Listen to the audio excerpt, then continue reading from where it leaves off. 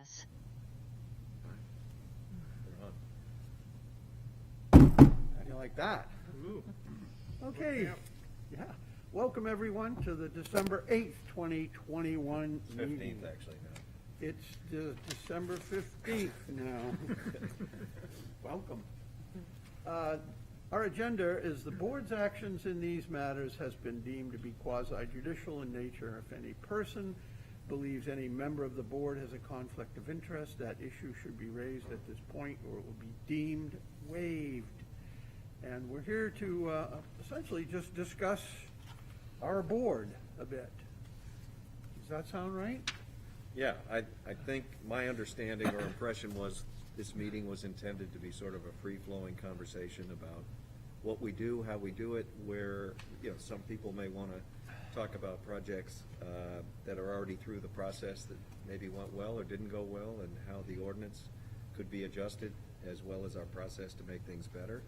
So I just took some of the ideas that came into me from various members, as well as some of my own, and tried to throw them into a framework here, not to follow slavishly, but to sort of get the pumps flowing here so we can have a conversation. And I just maybe would start with what I did in respect to application types and trends. I tracked what we do since 2014. And I'd just like to go through a few tables for the members that haven't seen this before. You love this stuff, don't you, Nick? Well, it's good to see what worked in the past and what might work in the future, because we didn't have administrative approvals back in 2014. We only had formal applications, so we were here often 3 weeks a month, and we would be here at Late. least twice to midnight of those 3 meetings, because we were dealing with all these very, very small projects that still took 15 to 30 minutes to get through. And we changed the ordinance and took the, I think, 12 exemptions and expanded it over time, over 2 or 3 years, to 23 exemptions with performance standards. So we're not just saying it's a free-for-all, but if you do it this way, you don't have to come here. If you do it that way, you don't have to come here. That helped reduce the caseload significantly. So exemptions were also not in place in 2014, and you can see on the first page here, that's when they were adopted, and we had 57 because it was mid-year that it was adopted. And we've basically had 100 to 125 a year of projects that are not coming here because they're basically inconsequential, or most importantly, they meet the performance standard of the ordinance. So that's what has been consistent here. We're at 100 to 125. Our meetings have, in 2013 it was much higher, but we're down to 20, even from 25 at the beginning. That's a big difference. This year we've actually had 4 months with only 1 meeting, which is the first time in 8 years we've had that many months with 1 meeting.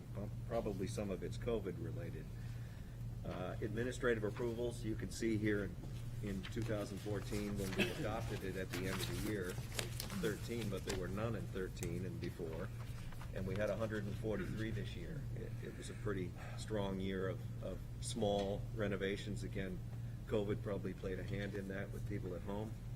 But those generally, as you know, don't take a lot of time at the beginning of the meeting, in contrast to having 143 hearings, which is what it used to be. Work sessions, these include duplicate meetings. So these numbers would have something like Rains Ave. If they came 4 times this year, they're 4 out of the 58. That's consistent throughout the table. But we're still bumping along in the 50s, 60s, which is consistent with the last 4 or 5 years. There were never work sessions before? No, these are. Oh, yeah. Oh, there were work sessions, yeah. But it's not a This new is thing, simply this is just- tracking how, Yeah, we had a okay. bump in 2017. I can't remember why at this point. But our certificate of approvals, as you can see, came down from 160 in the year we adopted the administrative approvals and expanded the exemptions to where we've been consistently about 60 to 70 certificate of, these are public hearings each year. So things are pretty steady. I think, and our meeting count is a little bit lower. I mean, having 4 or 5 less meetings a year is a lot. It's 20% less, and we're still doing comparable volume. So I feel like procedurally, despite any bumps we have along the road reviewing an application, we're not wasting a ton of time in contrast to what we've been doing in the past. It doesn't mean everything we're doing is right or everything is smooth, but we're managing your time better than we manage people's times historically by having you here so much longer. Well, Nick, I just want to say, having seen this from the very start, that you implemented this, and thank you. It's a good thing that you've done. Thank you. So that's really all I have to say on that. I think part of maybe that's a good segue into at least what I put at the front of the agenda, and if you don't want to go there, we can start somewhere else. But I was trying to think, along with others that contributed to this list, what are some of the items that we regularly see that take more time than they should because we don't have a standard, we don't have a design guideline. I mean, standards are very difficult for us to construct because every house, street, block, and neighborhood's different, so it's tough to say. That's why we have guidelines, not standards, because everything is so different in our historic district. But we don't really have strong guidelines for things like HVAC equipment. And we really, I think, struggled to come up with the right solution sometimes for the applicant before us. And then, whether it's a condo or whether it's a single family, there's a big difference in getting permission and inside versus outside and turning it into a spider web because it's a condo. Is it on the side, the front, the rear? A lot of different things that I think our guidelines don't, and they don't handle well. And before probably 2 years, we didn't have a rule of thumb that we now seem to have, which is people need to screen it pretty much all the time. Now we're concerned not just about the public way, but whether someone can see it from their second floor window in the back of the house. So we need to firm up because the guidance isn't there, and it's a challenge for me as a staff person to give people direction when we've almost come now to everything being important regardless of whether the public can see it. But yeah, we don't do that every time, so I'm not gonna. Could I say something about that second floor window from the back of the house? But I think that personally myself, that there were a couple times that we just went overboard. And there was somebody on the board that, felt that if we're going to have to screen them, and they're on the side of the house and visible from the street, then they should be screened in the back, damn it. And that's just the way it is. If you think about what these things are, sitting next to a house, they're no worse than a garbage can sitting next to a house. They're no worse than other items that people might have, a couple bicycles and a snow blower sitting next to their house. On the back of the house, I don't think that we should, myself personally, and this is going to be something we'll talk about, I don't think we should have the same guidelines for the back of the house. The fact that somebody over there peering out their bedroom window can see this unit, which is about this high, so be it. That's me. I share that, I do. How about others? Yeah. I agree. I mean, we've always had kind of an informal back of house rule where our standards are a little bit less rigid than the front of the house where the public can see it, where you can walk by and see, everything is the present on the facade. So, I mean, on the one hand, saying just flat out, all of these units should be screened, makes things easier. At least we know that, everybody knows that what to expect when they are gonna install one, but, it opens the door to a lot of other things that we don't need to waste our time on and get into the weeds on to look at every single aspect of the house where anybody might ever be able to see it, so. Just a suggestion, and before, maybe, just to throw it in here. What about to get people thinking maybe the way I'm thinking on this particular aspect? What about the idea of saying in the performance standards, if you choose voluntarily to screen your condenser wherever you put it, in the back, you don't have to come here.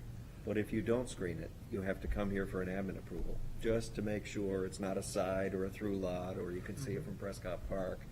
But create an incentive for people, because clearly if it's screened in the backyard and it has a secondary benefit to an abutter, and they choose to voluntarily do it because they want to avoid coming here, because they want to save time or they think you guys are monsters, then we win, because it's going to look better screened, whether it's a rubbish bin or a condenser. Right. Yep. It's just an idea, but that carrot and stick piece is what we already have embedded in many of these exemptions we created, so I'm just throwing it out there for, Probably the screening costs less than $100 application, right? sometimes. Yeah. And we have and on that point, we have a template that, a document that I put together and circulated several months ago. We should take a look at that and make sure everybody's comfortable. We need a performance standard, right? So I know what to say, what a screen is and what it isn't. So it's an idea. I like that idea because we did have a situation, actually last week, I guess, where we had someone on Daniel Street that was putting a condenser behind the building, but that behind the building was actually in front of someone else's window, directly. I can't imagine that anyone would ever open the window now in the summertime there, because it's just 2 or 3 feet away. Oh, And I think- I didn't, Yeah, that's pretty close. It's very close, yeah, it's Also- really, you walk into the room and you see it through the window. Hmm. And, so, it may come back as an issue, I don't know, but, if it was screened, at least it would be that much more of a buffer, and it wouldn't be like the first thing you notice when you walk into the room. There it is in the window. Right. They also might consider that there are some back of the houses that are actually quite visible to the public, like things on the Mill Pond, where Yeah. it's the back of somebody's house, but if you're across the way or you're walking along Marcy I don't see Street- that, but, I don't see that, Margot, seriously. If you're 300 yards away on the other opposite side of the Mill Pond, and you're looking at somebody's house on South Street or whatever, I just don't, Well, this I is- don't get it. This is why we look at every application individually. So maybe Nick's idea is.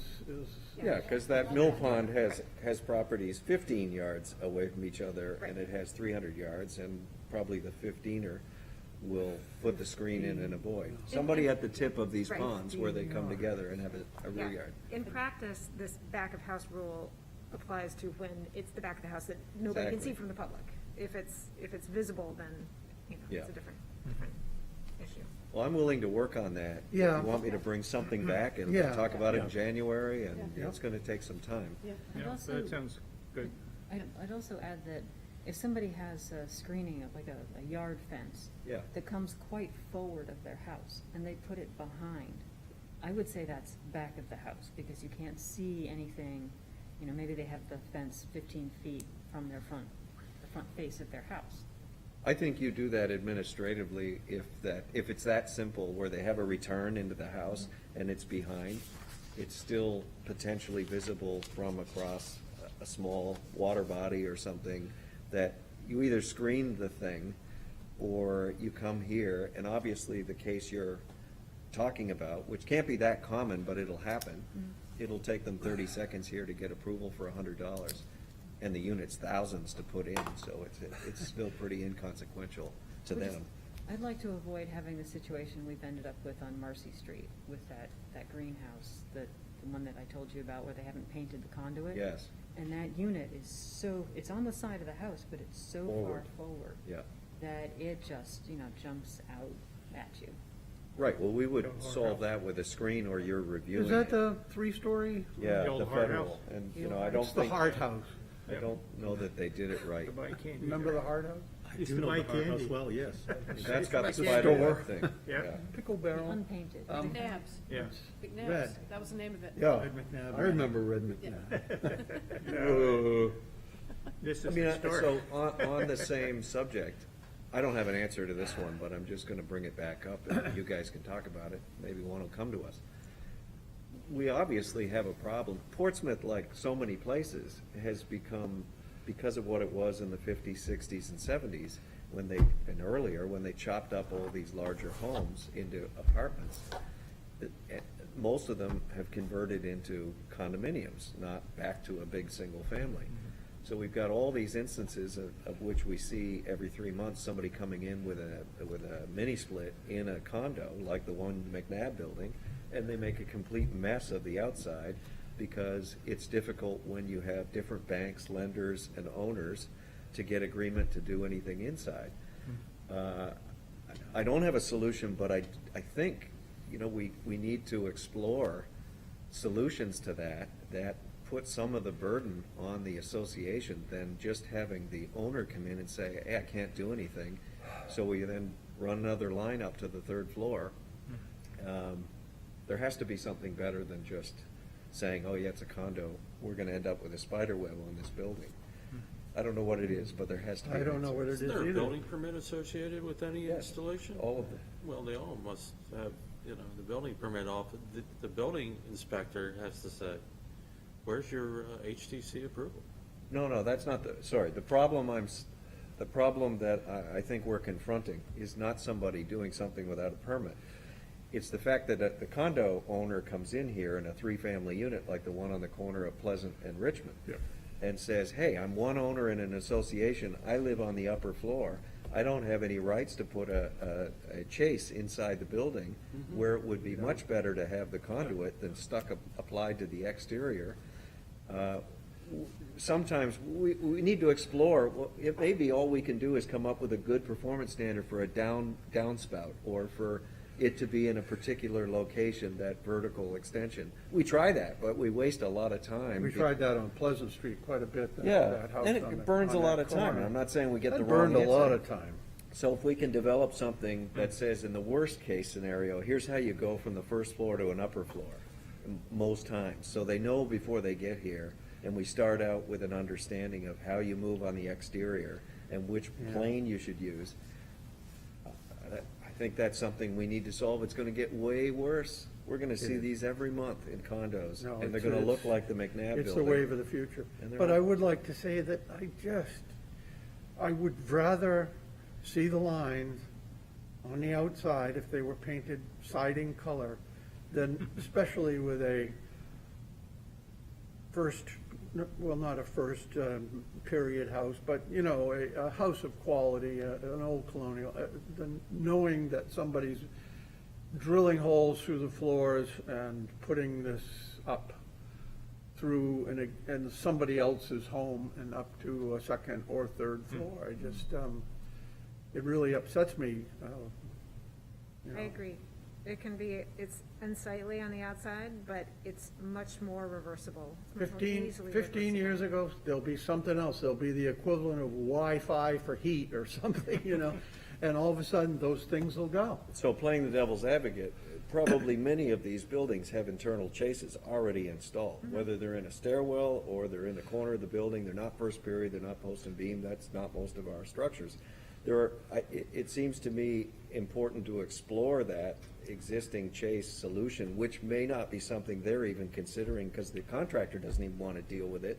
The other people, there may be interior solutions sometimes that avoid the stuff on the outside. Then I would say, if we have to put it on the outside, just like co-locating cell towers, when those things went all over the planet in the 1990s, most cities and towns didn't want 15 of them for the 15 companies. They wanted 3 and forced them to co-locate others on them. We need to come up with a solution that says, okay, we don't want 6 downspouts on this side of the house because it doesn't work. Maybe there's something more substantial that's put in with the associate. I'm only talking out loud, but That's Yeah. fine. I mean, if there's some way to make sure they do their due diligence to explore that, How do we know? yeah. Well, we have to know what that possibility is in order to force them to do the due diligence, right? What I'm suggesting, I'm not sure how you do, but if we can, I use my eyes in other locations, other cities and towns, to try and see how they deal with these things. Find solutions that have already been done in places, I hate to say it, more sophisticated from a historic preservation standpoint, so then we can figure out, hey, that worked for them, maybe we can do the same thing. I didn't see anywhere in Charleston that looked like the McNabb house, but they've all got heating and cooling, and they're not all burning wood. So I didn't see that solution, but I wish I was looking a little harder. Yeah, But- that's the whole You know problem. that they've all Field got air trip? conditioning. Exactly, we should. Helicopter? Anyway, Does that make sense? Oh, yeah. Well, yes, it does if there's a but in a chase. You know, you make a comment about drilling holes, but every building that was converted to hot water heat Oh, yeah. or steam has pipes drilled right up through the corners of every primary room in the dwelling. And somehow we've survived that. Yeah, you're right, And I would think, especially steam. Yeah. because it's not easy to bend, right? Yeah. Honest to God, I'm a bit of a practitioner myself. At least I was back when I was one. Been in many places, seen many solutions to problems. It's almost always comes down to money and will. And I think just stapling stuff on the outside of buildings is a lack of will. Sensitivity, yeah. And people drilling holes through sensitive pieces of cornice work, that's their space. I'm not It's not saying, their space, so, Well, the thing is. it's the space of the people below them. Yes, that's Yes, the problem. Yes, I mean, we're talking about the second and third floor people, but they're all in the same condo association. Right. And it seems like putting the onus of activity and a personal responsibility to the people, rather than having them come here and have us tell them that they have to be personally responsible. I mean, Okay, all right, it's a but, tough argument. no, yeah.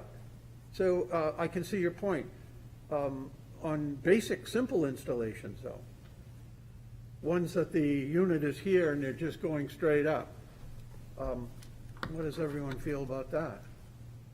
Depends on the orientation of the building. Depends where it is. So we're back to context. It really is what's, Yes. yeah. What's there before. There's a which is particularly zone. awful view of the Hart House that I get every time I drive down Marcy Street, and I think everybody knows what I'm talking about. Oh, yeah. And I'm not proud of that, and I'm not saying we did it, but I'm not proud of us in the process, right? Just not proud.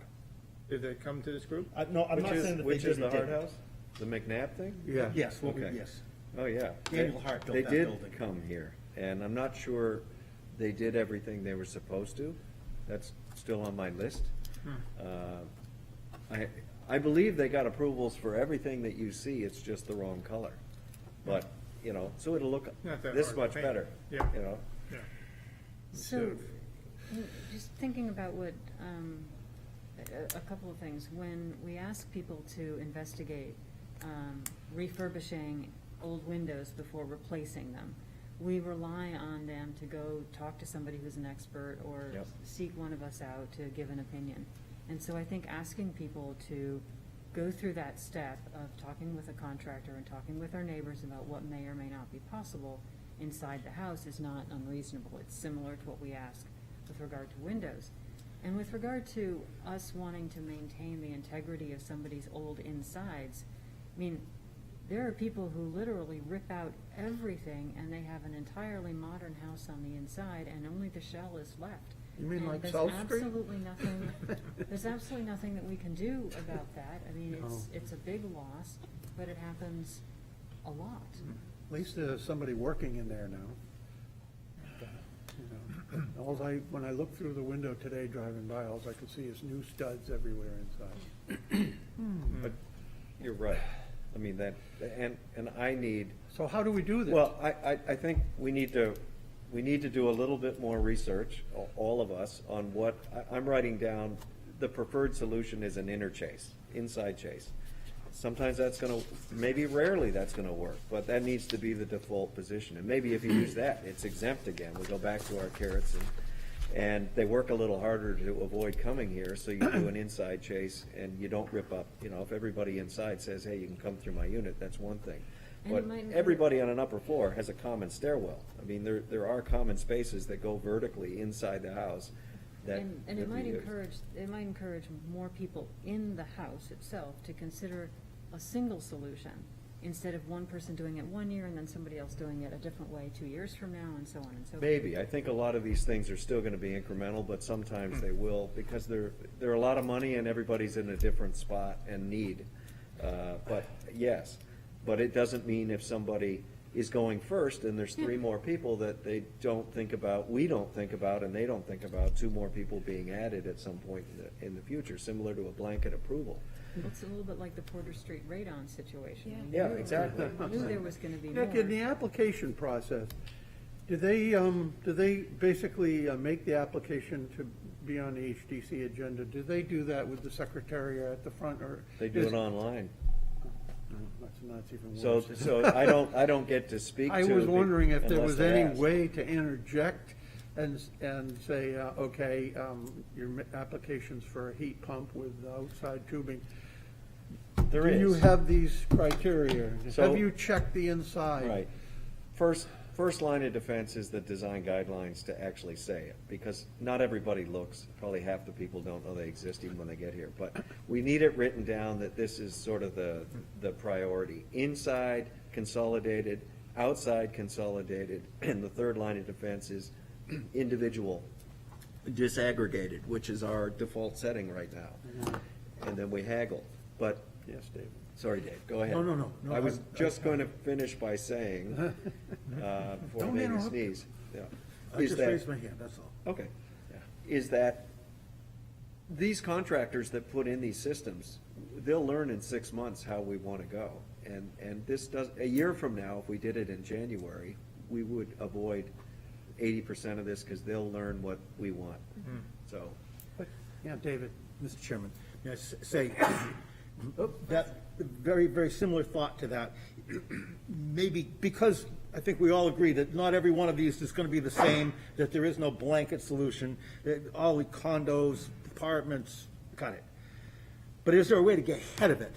So there isn't a problem where you're facing somebody who's trying to get the damn thing in, was lucky to get a plumber or a heating contractor lined up, has the stuff coming, sitting on a loading dock, and August is next week.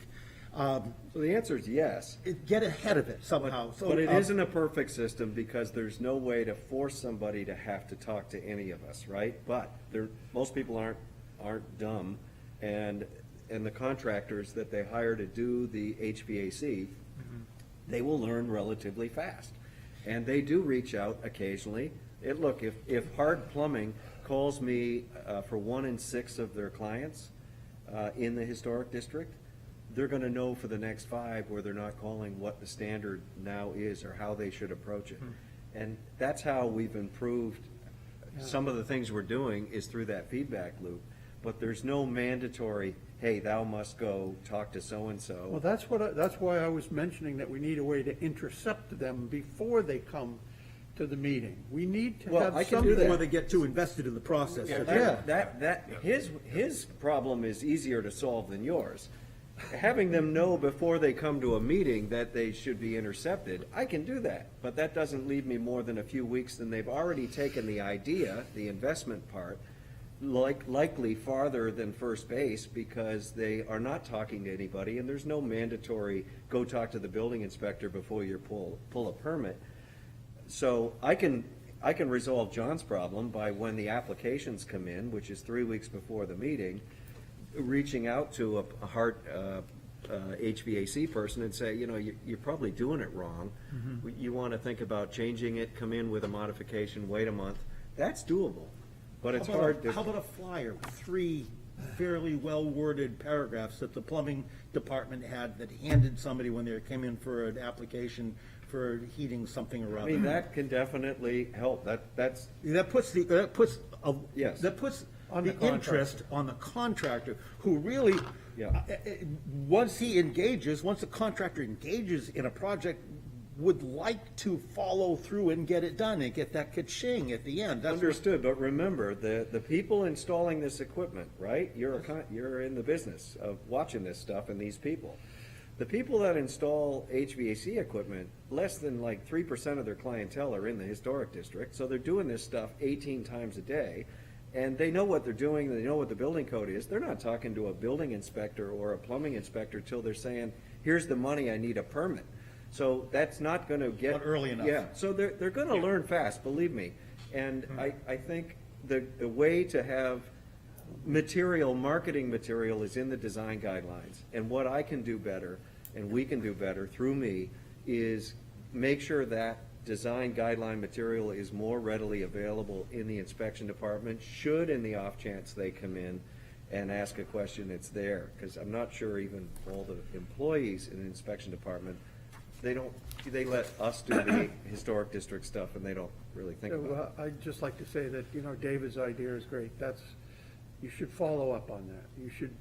We should print up a small little guideline on these units. And I'm not thinking it's so much the plumbing inspector. I think it's basically, the units are, electrical inspection is the big thing, because you have to run 220 out to the outside of your building, and that has to be inspected, and you gotta have a receptacle and a switch that shuts it on and off, and all that sort of thing. So, we would be hitting them at that particular point, so that, then we have to be sure that the secretary and/or the building inspector, if he's in his office and handing out, says, oh, by the way, read this. That's all. I agree. That's all. So we need the standard, and if we Yeah. have the design I'm- guideline with that little chapter. I know that, the design standards, and we're so into it and everything, but how many people really look at them?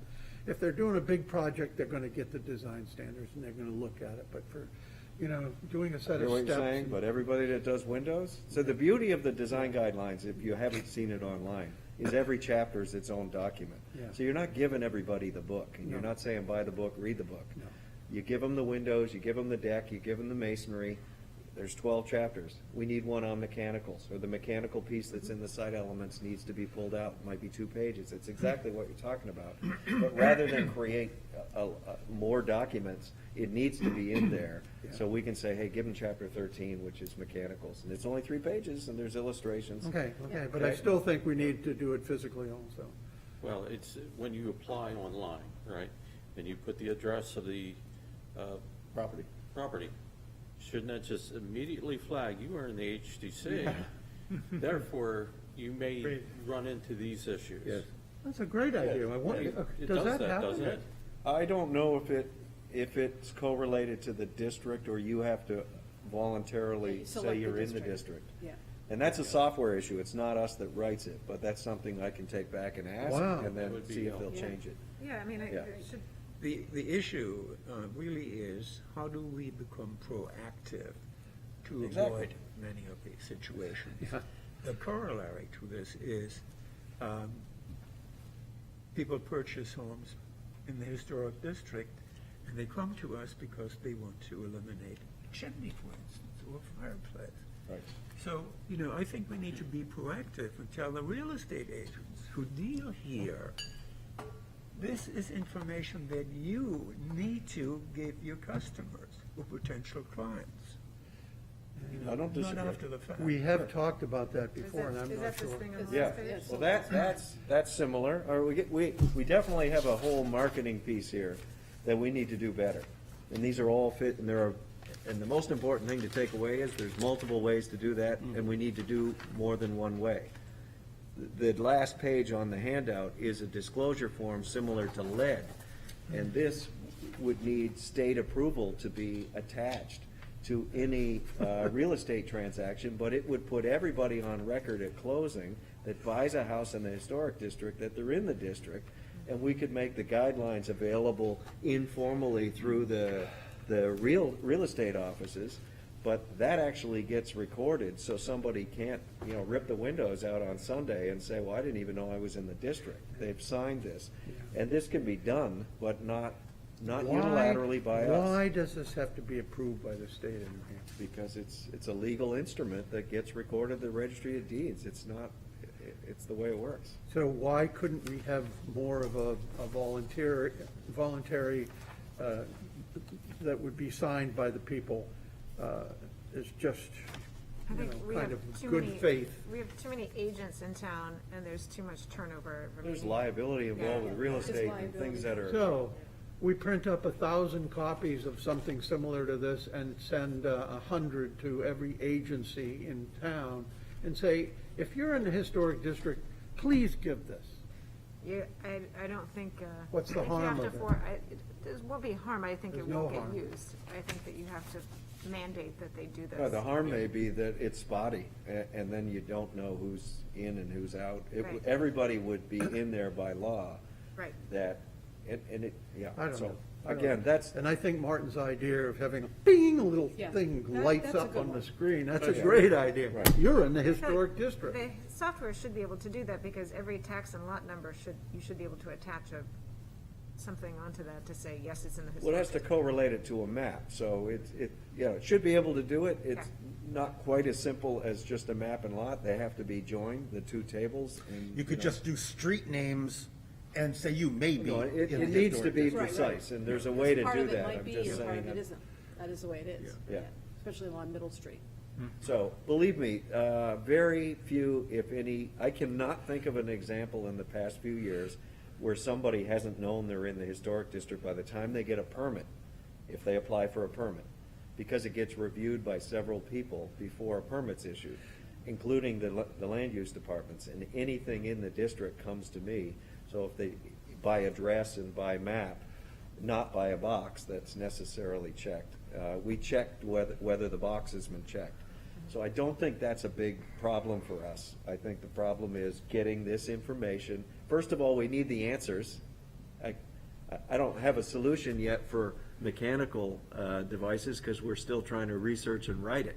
So we gotta first do the science part of what is the solution gonna be, and then the marketing part of how do we get it on the street proactively. So we gotta think about both those things as we move through this list of whatever concerns are. We know we have a marketing problem. Yeah, so we've already discussed it, and we've had good ideas, so I think it's really up to you to get these things done. It's on you now. Sounds good. It's all for you. Hey, I'm serious. Well, we spent a lot of time talking about that one. Yeah. Well, you know what? I'll take the marketing. Well, You guys figure out all the performance standards, because I've got nothing to market yet. Right. Well, I think your default, that every unit should be covered as a default, and if you want to not cover it, you need to come before us. Yeah, that idea. I think that's Yeah, great. but I Yeah. still need the science. That's Yeah. number one. What science is there to it? What's the performance standard for the mechanicals? What's the performance standard for radon? What's the performance standard for mini splits? We gotta have agreement on what that is in order to create the incentive, disincentive, and the marketing package. So everything's at play here. We've covered all the bases, the marketing and. we Have still we need- had more than Porter Street for radon? Yeah, we've had one on Humphreys, down on, near Marcy, horrible result. I mean, it Humphreys. goes out around the gutter and the eave, and now they put it in without a permit and came in retroactively, but Yeah. it's not what you'd want to see on a house. Wow. Might as well put a wind turbine on it. How much have you looked at any other guidelines? radon? No, Oh. no, any other guidelines from neighboring or other historic districts for mechanical stuff? Just saying, if you Very have. little. Okay, Yeah. I can So- do a little. Yeah, that'd be great. Yeah, God, I've got about 8 or 10 other city guidelines that, for a while there, maybe it was you. If they're Maybe not you were less than passing 3 years them out. old, don't bother Yeah, looking. they're all 8 or 10 years Yeah, old. we're talking mini splits at, gone wild. Well, they're the wave of the future. Right. And you're right about that. I'm not even using my furnace. I'm still using my mini split. Yeah. Put that thing on 66 and there it goes. It's just fine until it gets down to 5 degrees and then it doesn't work so well. So I think radon's similar, it's an inner, outer, and then individual, that's sort of the 3 buckets that I'm still seeing with a mechanical device. Can you get it inside? Can you consolidate it outside? And if you can't, then they're individual, then what do they look like?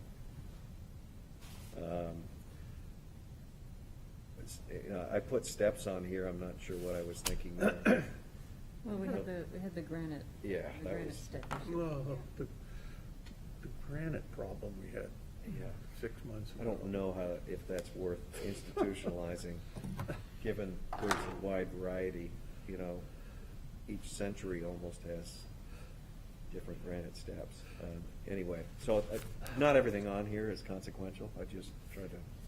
We've only really had one we've struggled. I do think accent lighting, string lighting, step lighting, we just did the step lighting on Salter. Did we really need to do that? Do we want to do that? String lighting can be really, really cool and really bad, depending on how it's done, how high it is.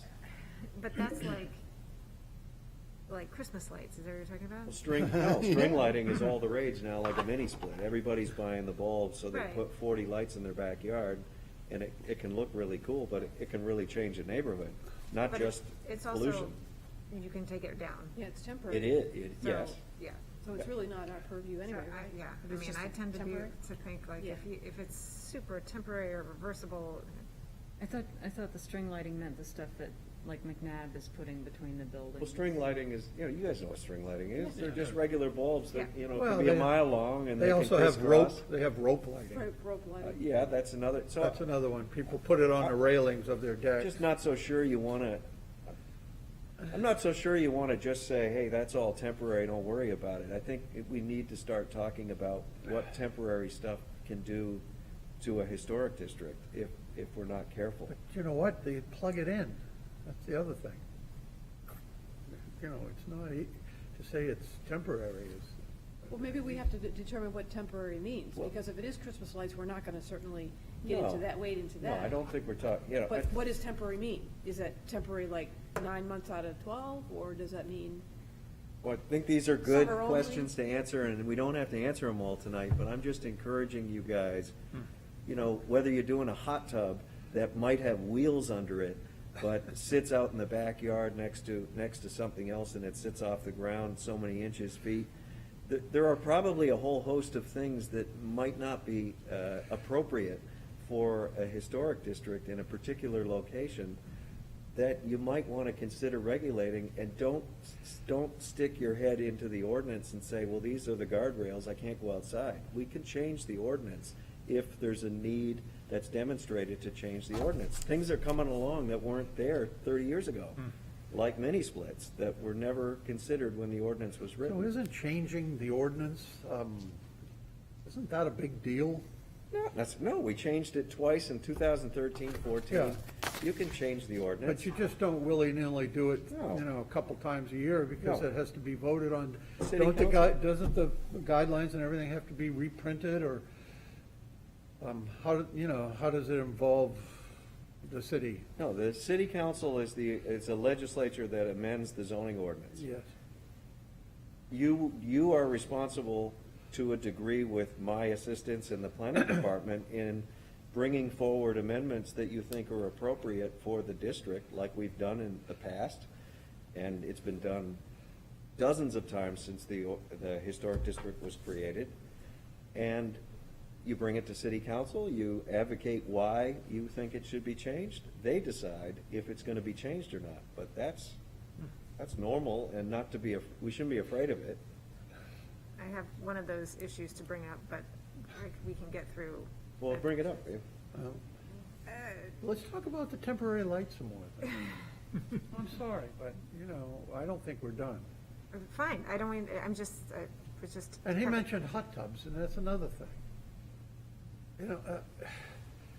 I don't know, so I guess all of a sudden, I've become the more liberal member of this whole board, because I feel that the Historic District Commission should be primarily looking at the buildings and what is done on a permanent basis to our historic structures.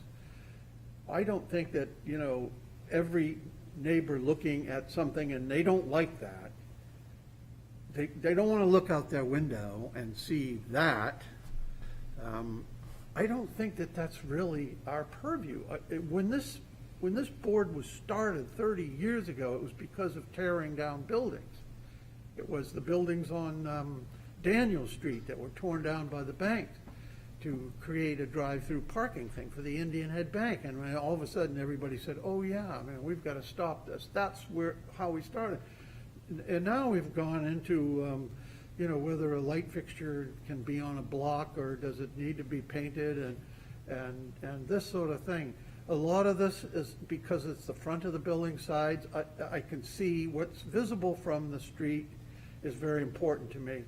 But I'm hesitant on getting into people's backyards, whether or not somebody can see it from away or not, I just, I just don't know. I agree. I really don't know what to say, where we're going. Yeah, what's the limit? We could get into bird baths, bird feeders. We could get into bird feeding. I was on the board when we had a battle over window air conditioner. You remember that? Yep. I don't. We weren't I allowed do. on the front of the building. I don't remember if it was on the front or whatever, and something else that came up was, somebody put in a ground equipment in their backyard, a swing set. Oh, my God. And, I don't know, it's just, I agree with you. The purpose of the Historic District Commission is to protect our historic fabric. A play structure, string lights, that's not gonna, those little things aren't going to have a big permanent effect on our historic character in the city.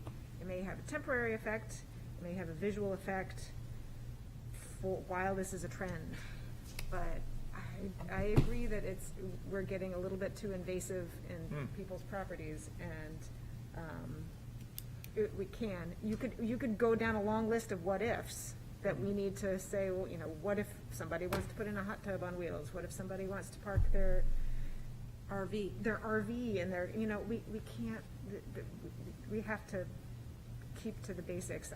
Yeah. I'm a forest versus the trees person, so other well, people here are I trees, want and to I thank take you. that. You're the one person I didn't think was going to agree with me. Yeah, so- no, I'm the, The danger Big that I picture, see Brad. here is that we begin to determine what behavior is appropriate. And I think that's a very dangerous avenue to go down. Well, I could speak to it from a real estate perspective, and that is that there are already buyers that do not want to be in the HUC because they've heard horror stories, which really are not true. I'd like to think about whether we put the light fixture on a block or not as a refinement of what we do, because it is better on a block typically, not on a clap.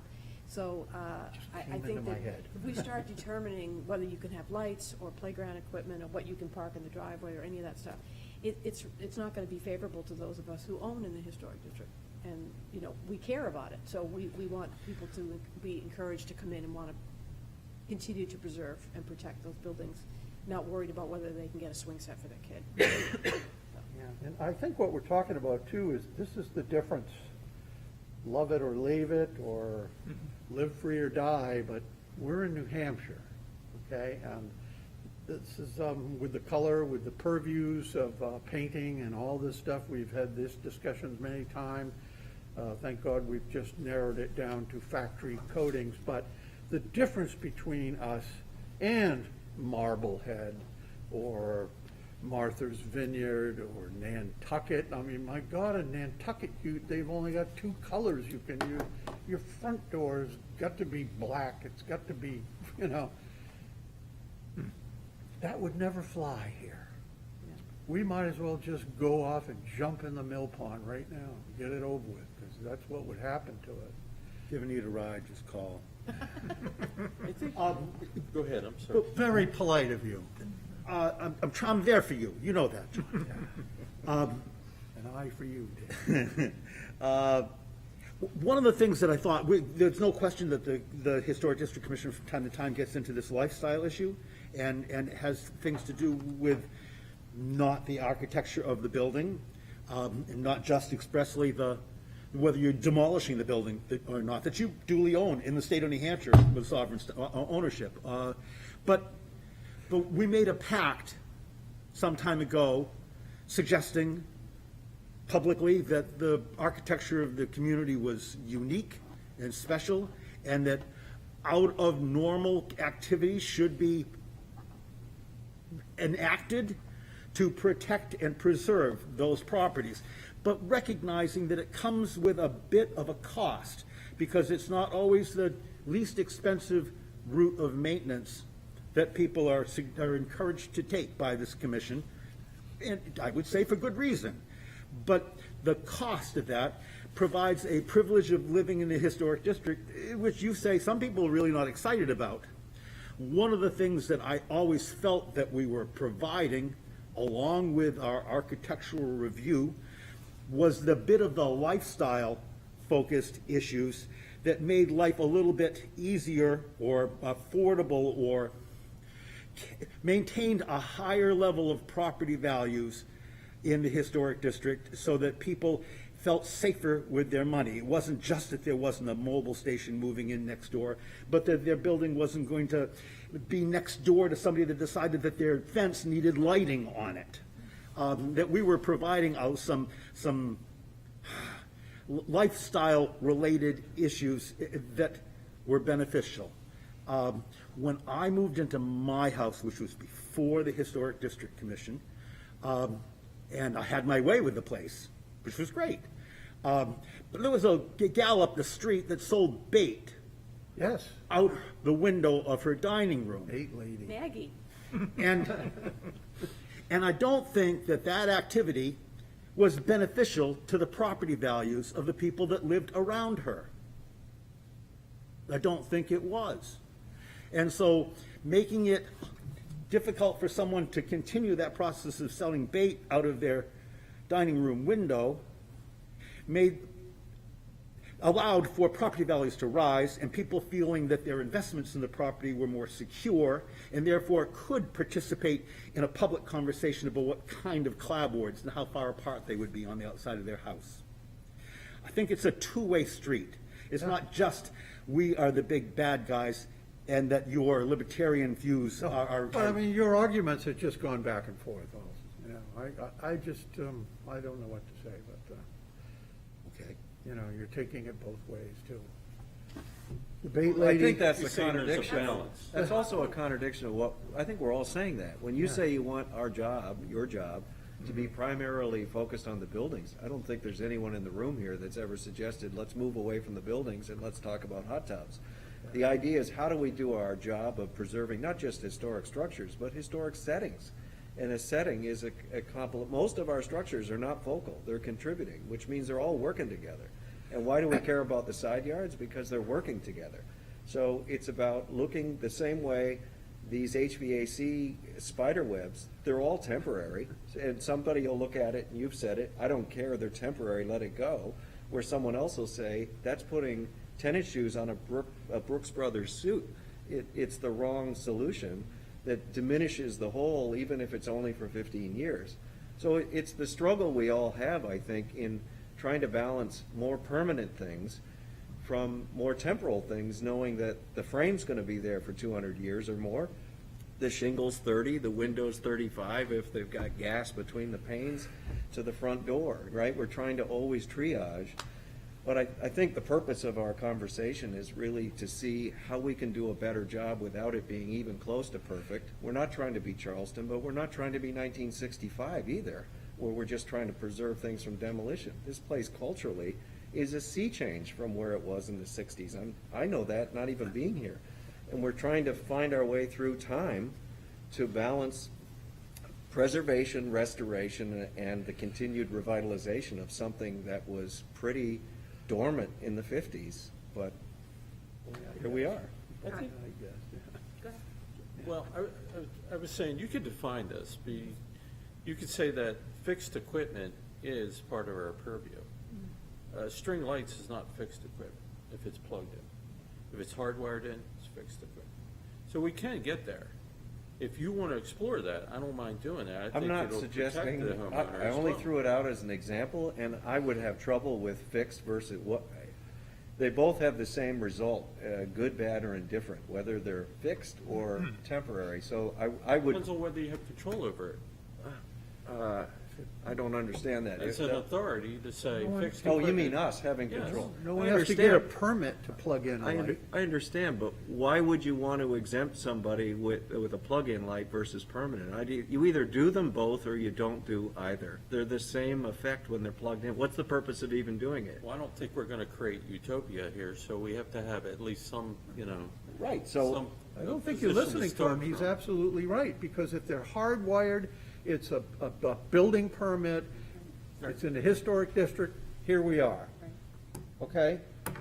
if it's hardwired. If somebody says, I'm gonna build a deck and they wanna have hardwired lights that, all around, that are clicked on inside the house with a switch and all this sort of thing, you know, but they've got lights now, you can just lay them on the ground and turn them on with your phone. I get that. Yeah, I would- you get that, you know. what So can- if I was what on the can we- commission, I'd say, what don't can we- regulate any of them. What can we do about it? If you either do them all or you don't do them. Yes. I need to interject. Yes. I really had hoped that Dave Adams would finish his thought, and I think you interrupted him, and I don't know whether he can reconstruct what he was Where were attempting you? to say, but I guess I'll, thank you for your consideration. The point that I was trying to make was the spillover from just hard architecture, clapboards and shingles. The spillover has to do with the lifestyle of the people that live in the community, the contribution that every single piece and part of it makes to the community. I would like to see the telephone poles come down and all of the damn wires gone so that I could walk through my street and take a picture of somebody's house without having all kinds of crap around it. I just think that in the process of doing this, we went down this road where we were subjecting people to costs that people will say in other parts of the community don't have. And we were, in our own way, trying to provide them with a security blanket that those higher costs for living in the historic district were compensated by something which is a little bit more control over what took place with your neighbors and the lifestyle of the people that live in the community. And so, yes, we should just be talking about whether we tear buildings down or not, or whatever the hardcore part of it. I got that. That's the thing that we're trying to do is preserve the architecture of the community, which has got nothing to do with how I feel about living on my street. It's about the architecture. But there's more to it than that.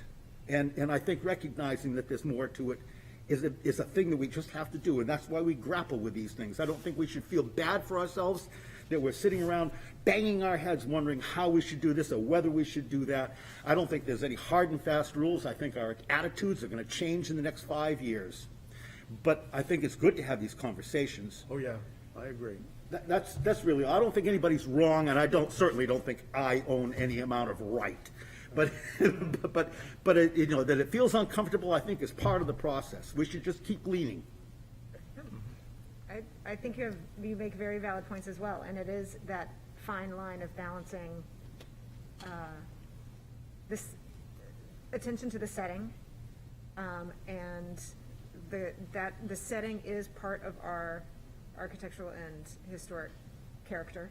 So I was not trying to make the point that we should only look at the building envelope and that's it, but you could go either way.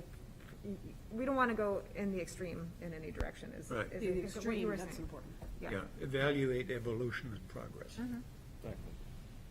And the hardwired thing, I think, Martin, I think you've got a point there. It's sort of like, it's an easy point to say that we are going to have some control over this. It's an easy thing to hit.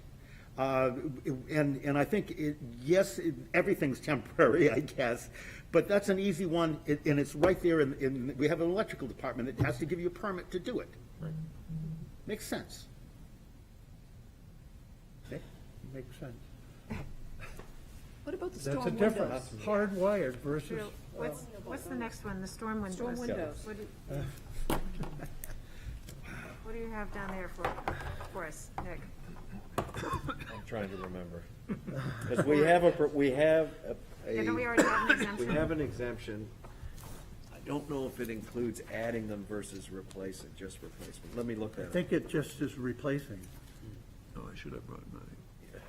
I think that, well, this might have come up in the context of the Duncan's place on Middle Street, where he has those wonderful old windows. Yeah. And they're very expensive to replace. He has storms outside as it is right now. And he comes in and he says, I want to take down these, I can't afford to fix these windows. These storm windows don't work very well because they're from the 1960s. We've got this new type of storm window. If I put this up, I leave the old windows intact, and I get the weatherproofing and the energy savings that I want. Is that okay? That's a win-win, though. That's essentially what, it's in the guidelines to to replace that storm window. Yeah. Okay, and if they're not replacing the windows on the inside, then that takes care of, Okay, you know, so that particular problem. I know why I put it on Oh, there. The performance standard only allows replacement or new installation of a storm if it's wood, and nobody really Oh, does that. yeah, So we nobody need does to that. have those aluminum storms be allowed if you, I'm throwing it out there. Yep. Given we do it, you can't do that without coming in here now, replace an aluminum storm or put one on.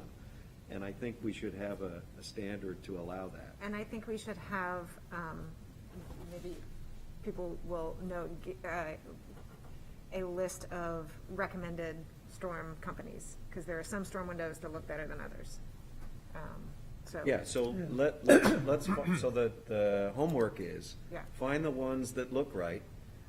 The most important thing is to write it so they end up looking right, regardless of who makes them, Right. because the manufacturers come and go, right? And I'll have a Right. working list that comes and goes, but I need a standard that reflects the ones we want to look right.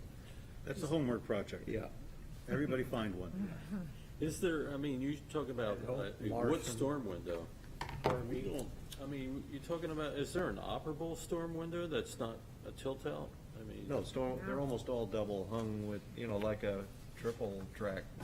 Yeah, I'm just saying. Aluminum. Wood window that does that, it's the big hang-on. Oh, those That are, tilts out. Yeah, They Yeah. still Yeah, sell them, you yeah. can get them. the wood ones, you mean? yeah. Yeah. I'm just surprised we haven't run into that in my 3.5 years here. I No, actually they're have exempt. them. Do you? Yeah, I have I don't more of now, my own home. but They're I had them. exempt. I had them, They're You're not exempt. gonna run into it. Yeah. Okay, Some people have done it very sparingly. yeah. okay, They typically come here and ask for the aluminum and get it. right. So it would be something we could remove 3 agenda items off our So year. what's the worst window repair that you can think of? Do you remember over by the market on Middle Street? I think that street that goes back, I don't know, let's see. It's not Union Street, it's on the other side of that market. Wybird? Wybird. And there was a. Oh, some- yeah, the second half. Yeah. Oh, Your neighbor? No. no. No, We no, had trouble no. there, though. Second No, house in on the that, right. that's a different one, but these Yeah. people actually, so we suggested that they have somebody repair their windows and keep their windows, and they found this contractor, and what he did is he actually took other windows, 6/6 windows, and on the outside of the top sash, he screwed it on there so it was double thick there, and then he did the inside of the other sash, and it was the weirdest looking thing you'd ever seen. It was terrible, and they hate it. And technically, he said, well, I did what you guys asked for, and it was shocking, you know? I don't know how we ever dealt with it, or did we all just run? I think we expected them to come back so that we could revisit it again, and they never did. They just went with this, Yeah, so, okay, anyway. Be careful what you hope for. Yeah. yeah. So just sort of running down that list, small garden sheds, if, We're in control of those, aren't we? I mean, are we we are, doing, it's are we a question doing of whether wrong? we're gonna do an exemption instead of an admin approval, and Do we have, are they, I can't remember if they're talked about in the guidelines. they are. Yeah, that's what I thought. They- They should, yeah. Well, so I was wondering if there were any we could think of made out of the right things that were the right size, like a trash enclosure, a small shed that someone could do without coming here, but I don't think it's worth spending a lot of time on. They can come here because they can be so different from one another. Yeah.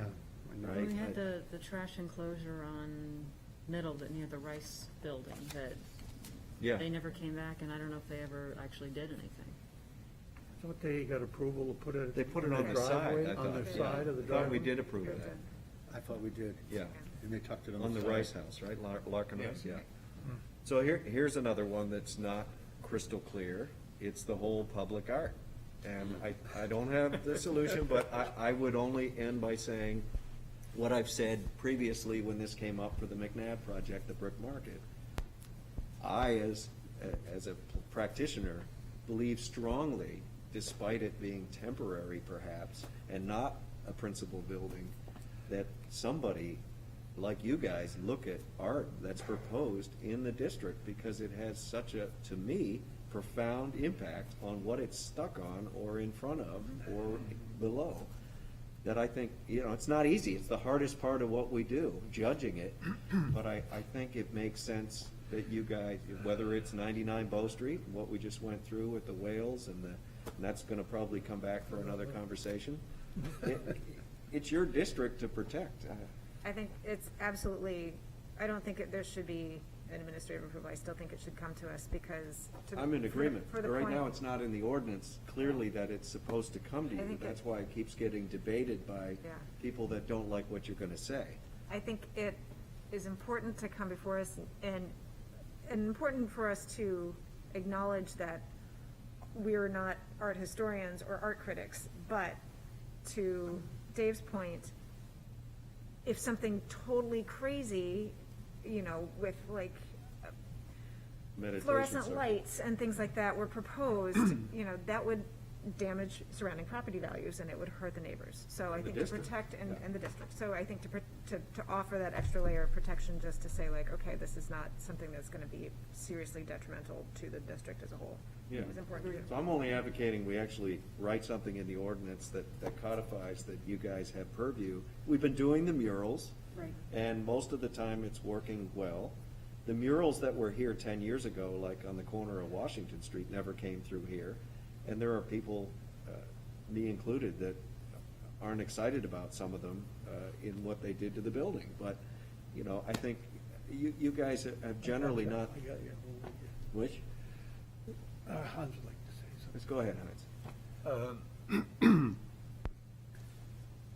When we had the meeting about the art on McNabb's building that Brick he's Market. constructing now, I meant to make a comment because I was actually appalled at what was being proposed, and I heard many positive comments. But to me, the whole seemed like, the city block fair where people bring stuff out of the attic to sell on the street. And so the inconsistency and the below par value of the art that was actually selected was really disturbing to me. And the fact that we all seem to be sort of in agreement just totally shut me down, because what I saw was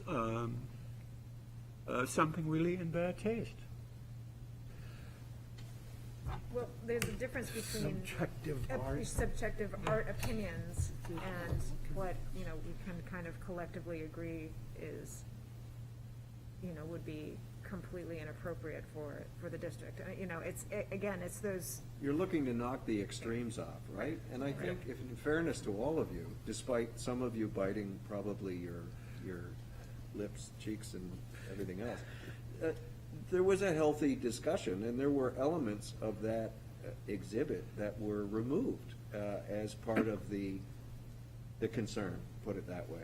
So I think my belief is always reasonable people, at the end of the day, will be reasonable, even if it's not a unanimous decision. And I think until we absolutely self-destruct doing it, we should keep doing it and recognize that it is subjective, but you don't have to close your eyes to see that something is really going to damage what's around it, and you speak up and you see if it's a shared concern. And then most applicants are willing to yield somewhat to a shared concern, because that's what reasonable people do, and you end up in a better place than everybody closing their eyes and saying, this is impossible, because everybody's right. Everybody isn't always right. Margot. I think we can take some of our approach to architectural design and apply it to public art, and looking at the mass of what's proposed, its location in the context of the neighborhood. Where is it viewed from, and what does it see, and those sorts of things. But I think the hesitation that we might have, and I know that I have, is somebody's graffiti is somebody else's art. And we ran into that with the painting that's still in front of your building, Yeah. Karen. Some people think it's weird and don't like it, and other people think that it's fantastic. Which So one's that? the Which girl building? with The bee girl. out in front of Oh. Cafe Von Sol. And then there's the one with the, you know, the dead mermaid, and then there was the The one that big you were one. referring to over on State Street, Right. which is kind of degraded. There was a giant considerably. shark Yeah. somebody painted. Oh, the shark is still, the shark is still there down on, Oh, is Cemetery it? Street. Yeah. Yeah. See, I So I some walk people. there and I don't It's even covered notice by it. the new building now. So I think that we can use some of our existing standards when we look particularly at three-dimensional art, like these screening pieces that McNabb is using to hide certain things. You know, he could have just put up a fence, instead he's putting up something more interesting. So I hesitate, because I'm not an art critic, and even art critics disagree on what is art and what's not art.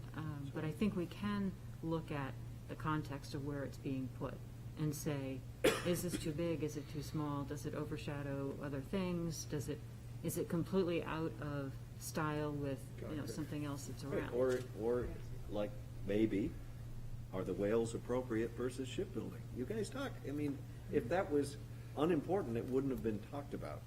So, I think most of the time you're gonna find yourself in the right place, even if there is some feeling of discomfort. Yeah.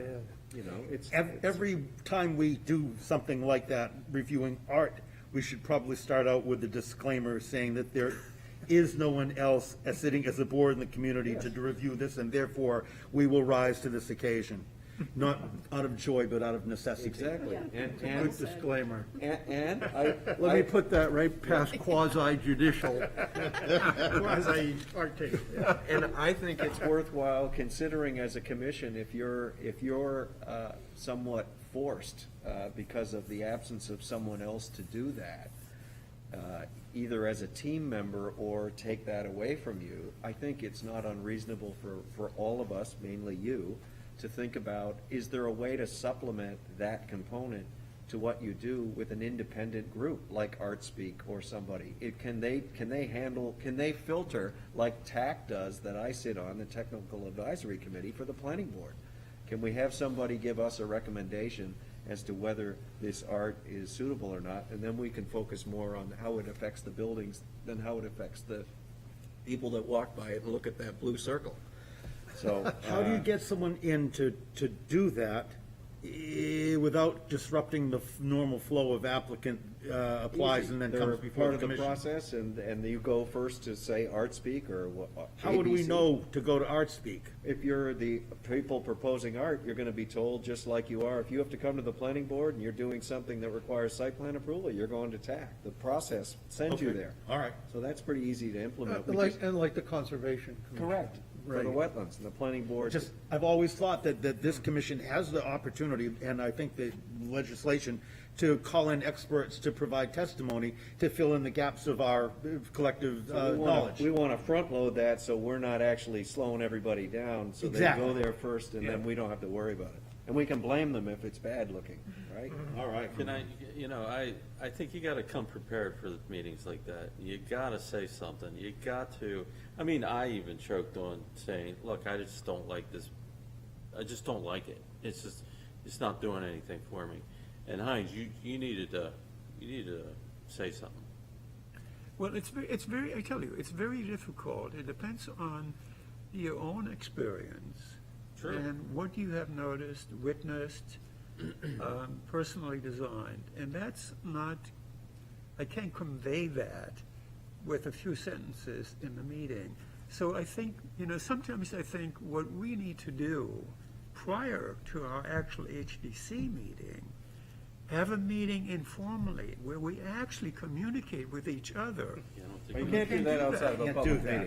meeting. And we can't do that, unless You gotta we- take the time in the meeting, but in fairness to Heinz and anybody else that maybe didn't speak their mind about whatever they saw at any particular art proposal, when you've got the audience, half the people in the audience telling you don't have jurisdiction, it doesn't really lend itself to an honest conversation. Yeah. So let's first establish the jurisdiction, so Yeah. that silliness think we do. stops. Even We've the been told that, applicant we've brought been told that that a up. couple times. Yeah, You we had told to- them. Control of the art. You had the gloves on, but Come right to the it's podium easy. and said that. Yeah, Yeah.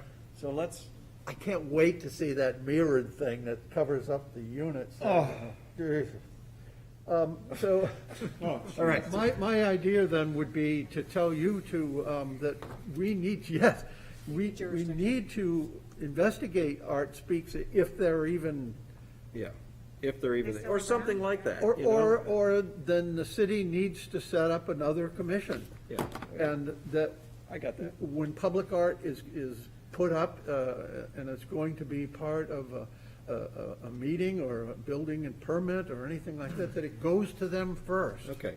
And they could just, refer it to us with With a a recommendation. non-binding, yeah. Yeah, non-binding. Which will be largely supported, like Concom and TAC. Yeah. Because they'll hopefully be qualified to do what they're asked to do. That So- takes an awful lot of pressure Off off us. Heinz, who is, Yeah.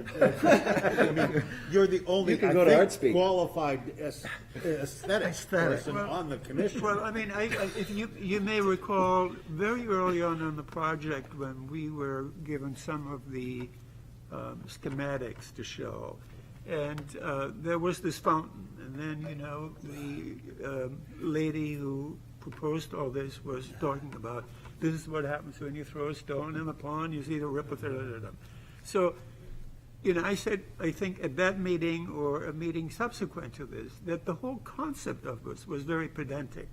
And so you have the results. You have these granite arcs that are a block away. Nobody who's walking there will make a reference to that little fountain in the middle. Oh, this is the wave. You throw a stone in there, and this is what happens. It was ludicrous to me. And, I said, what is this woman thinking about? But that was the whole tenor of it. And that once you agree to that and do that, then you're stuck with that, and these are the results. I'm not impressed with it at all. I think it's just I think a McNabb, kindergarten stuff. That's how I view it. All right, well, that's all passed, Yeah. but it's, as an example, I understand, I think we've gone far enough with Yeah. the Example, reenactment, because yeah. it just makes me want to run. Well, I just don't want us to wimp out on our duty. Yeah. It's our job. We're Everybody's gonna go, in agreement. well, let's have somebody else make that decision for us. No, you're gonna get I an. think we just think really we need should to do it. gear up and say, hey, we're not, no offense, but this is not working for us. I felt like it was the first time in battle for me, because I wanted to just run and hide somewhere. Can't do that. I got it now. I got it. Well, let's get the jurisdictional piece Yeah, down, and jurisdiction. let's see if we can get help as a filter, Yeah. then you guys can let loose. Yeah. I So- mean, we all like John's tie, right? does it make any You had to go difference? there, huh? Well, just case in point. Oh, Oh, Okay. I think also, on that project, they swamped us, with art. I Yes. mean, it was like, well, geez, We like art. this was okay, but I don't like the mirror, and, it's just, where do you start? I don't want to have necessarily the last word, but we also have to look at the whole publication scene of the architectural field and real estate field. So McNabb's building and the artwork you will see will be on covers, because all of those publishers just need something for their monthly distribution to show this is what is new. And frequently it doesn't have anything to do with long-lasting quality. We are addicted to the new. Okay, now we're into architecture philosophy. Well, What's next? marketing. All right, What's so next? I think a segue, unless somebody's got a better idea from the mural public art piece, is signage. What's the oddity we have now is that if anybody's in the historic district and needs a variance for any of their signage, they come here. If they don't need a variance, which has like almost zero to do with the design, the variance, it happens to be a foot bigger or 2 feet bigger, it ends up in front of us. We don't see that many. But that's the oddity of the ordinance as written last 30 years ago, that you only come here if you need to go to the BOA for your sign. That's how we get the murals to begin with, because they're treated as signs, because anything's a sign in Portsmouth as of 15 years ago. So murals are technically signs, no matter what's on them, and that's how they get here. Because they're too big to meet the sign ordinance, so they need variances and they end up here. It's not, that's how we've stumbled into the public art, starting with the Tuscan deli there. So it's a good thing we stumbled into it, because now we're taking it all because we feel it's important. Maybe not all of us, but most of us, so you do it. The signs, I would ask you all to spend some time looking around downtown, which is a big part of our district, and see how many signs are not very sympathetic, despite being temporary, and you could take a few screws off and they're gone. They can really damage not the fabric with the holes, but the look and feel of the building. And we've had some really bad signs installed that meet the code, because the code is dimensional, not qualitative, it's quantitative. So I don't know that it doesn't make sense for us, given the turnover is not, I'll get you the number of signs that come in on a monthly basis in the district from someone else in the planning department. It's not like we're gonna have 10 signs a month. We might have 2 or 3 in a busy month, and they'd be admin approvals in my mind, and we would just be able to make sure they're appropriately designed for the building without it being, overly burdensome. Something to think about, not do, but think about. Yeah, would they end up being administrative? Why not? Approval. Right now, Because they're we're gonna- nothing. Because everybody's gonna have a different opinion of the sign, and we're gonna discuss it. And it, right in the middle of the admin, it's going to cause trouble, I think. I think you find most times when you have admin approvals, there's always fluidity in what could be chosen to be submitted. What people choose to submit, most signs that get put downtown are not distasteful. So let's first recognize that most signs are not bad. So those signs are gonna be perfect admin approvals, because nobody's gonna say anything. It's the outliers we're trying to catch, and that's when you'll put your hand up and say, hey, we're pulling that one out of the stack. And I think you'll have less bad signs if there's an approval process than having none now. That's just a theory, but it's the way humans act. I have a question about that. I've noticed a proliferation of neon signs. I don't know if anyone's noticed this. And I'm wondering, are they getting permits or just sticking these flashing open lights in the windows? Inside? Yes. Yeah, those signs are not legal. They're And not legal, but they're I- out there. I understand that, And- but and that's they're an just- they're enforcement popping up. issue. So. So that's a different issue, though. That's enforcement. That they're not gonna go anywhere and get approval unless the ordinance changes. But we can't say because people are putting windows in on Sunday, we're not gonna regulate windows. They need to be addressed, but that's a different issue. Isn't it 3 feet if they're back 3 feet from the But they aren't back 3 They're from the not, they're right storefront. hanging in the window and Yeah. they're flashing. Yeah, Yeah. and they're No. in at least 6 places right now, I can tell you Right. they're in. I can count So- them in 6. So that's a different issue. So we have enforcement, we can add that to the bottom of the sheet, but let's talk about what we're talking about, which is, do we wanna regulate signs, and we don't need the answer. I want you guys to go out and think and look around and say, geez, is this something we can handle and wanna do? I think it is, but that's. I agree with you. opinion I of think, one. I never could quite figure out where the dividing line was between signs that came in front of us and signs that didn't. And, Square footage. It's BOA, yeah, or a freestanding where it's not allowed, a type of sign that's not allowed on a building. Let me get you guys the number for the volume, so, I don't want 20 of them here either a month, but I don't think in the district there's that much turnover. I do know that there are other districts that have strict Oh, yeah. sign guidelines Yep. and sign standards. Most historic districts regulate Yeah. signs. We're an exception, not a normal. Yeah. A couple of comments to that point, if you don't mind. I'm concerned over, just for example, if we come into town on Market Street Extension, and the building that Fat Bellies was in. Yeah. They have a 2x4. They took the sign down, and they left the 2x4 that they had bolted to the building to even out the facade, I guess, for the sign to be put on. I think that's the story. Anyway, there's a piece of spruce 2x4 bolted to a piece of granite lintel, which isn't very attractive. The thing that bothers me, and that's the case in point there, though, is in behind that is an anchor put into the masonry. Oh, yeah. And the anchor, and I think we all are aware of this, mostly made out of ferrous metals. Yeah. And they rust over time, and they cause damage to our historic fabric. Now, we have the great privilege of living in a community that's been around for hundreds of years, and there are thousands of those things embedded in all of the masonry of all over town. But at the very least, we could stop it from going on any further. We can't make the other ones go away, but if we did review signs, we'd be able to require them to use stainless steel or at least We do that on non-ferrous. si- We do that on lighting now, all the time. All So right. it's a great analogy. We're doing all this same mind-bending stuff with the applicants about stainless steel on many of these same buildings that have signs that we don't look at, right below the lights. We have jurisdiction on the lights, so we do our job on the lights, but we don't have jurisdiction on the signs, so we don't talk about the signs. But they have, The anchoring The of same problems. electrical conduits, Yeah. the same thing. Yeah. When I was a pup, these things were expensive. Today, stainless steel fasteners are not. And there's no reason to allow it to continue to happen.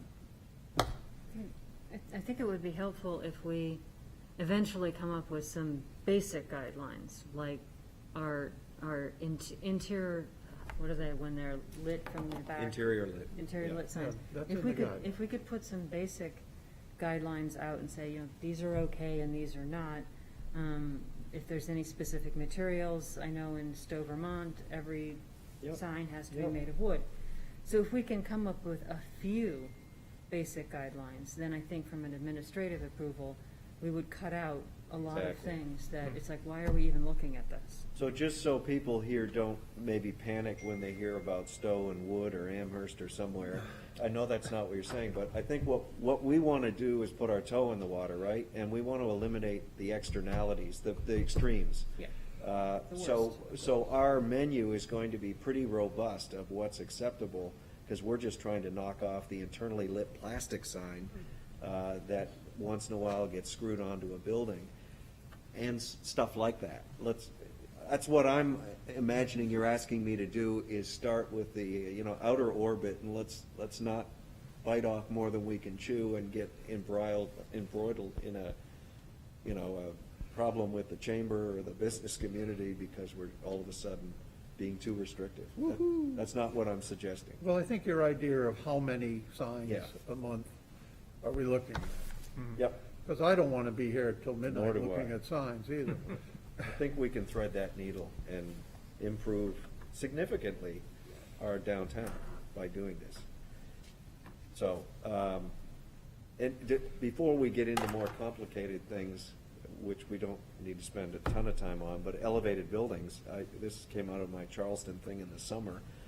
Because I was just back down there this weekend, I took some photographs of one of the buildings that's now complete, that lifted itself.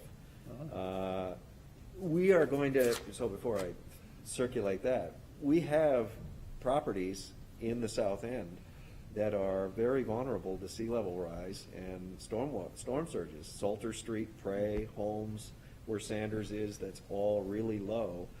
And we've developed a higher flood elevation than FEMA to protect new construction from coming. And that Sanders lot there has been sold, and somebody's likely going to come in here in the next 6 months with a proposal to put a house or two on that vacant lot. And that's going to have to be higher than the houses around it because of the recognition that Oh, boy. the water's coming. It's not like it has to be 5 feet in the air, but 2 feet above flood elevation. So we've got to start thinking, because it's You're going to. talking about the candy shop? Yeah, that lot, yeah. And that's just one. Everybody, we've got people on Salter that have lost automobiles in a king's tide because the water came up over the wall and they want to raise their accessory structure. So we're going to probably have 1 or 2 of these a year for the next few years, which isn't a lot of volume, but this is an opportunity to get ahead of it. Luckily, Portsmouth isn't Charleston, doesn't have this stuff happening every 6 weeks, the sunny day flooding. So we need to see what other people are doing and start, and I think in 6 months, or less, you're gonna see an application for somebody that's gonna need more than 3 steps to get in the front door. So we gotta start thinking about how you'd retrofit some of these lower homes when you lift them up, and what do they look like, and how do they affect the character? I think that's great. How many people were on the HDC when we had this presentation of the sustainability study? The one we did Yeah. 3 years ago, probably not most I of don't know if you. that, it's just Do that it again, maybe. presentation can be recirculated. Okay. Just- I can do that. It won't solve the problem, but it just gives some ideas of how. The extent of the problem. The extent of the problem and how the consultants suggested different ways to Yeah.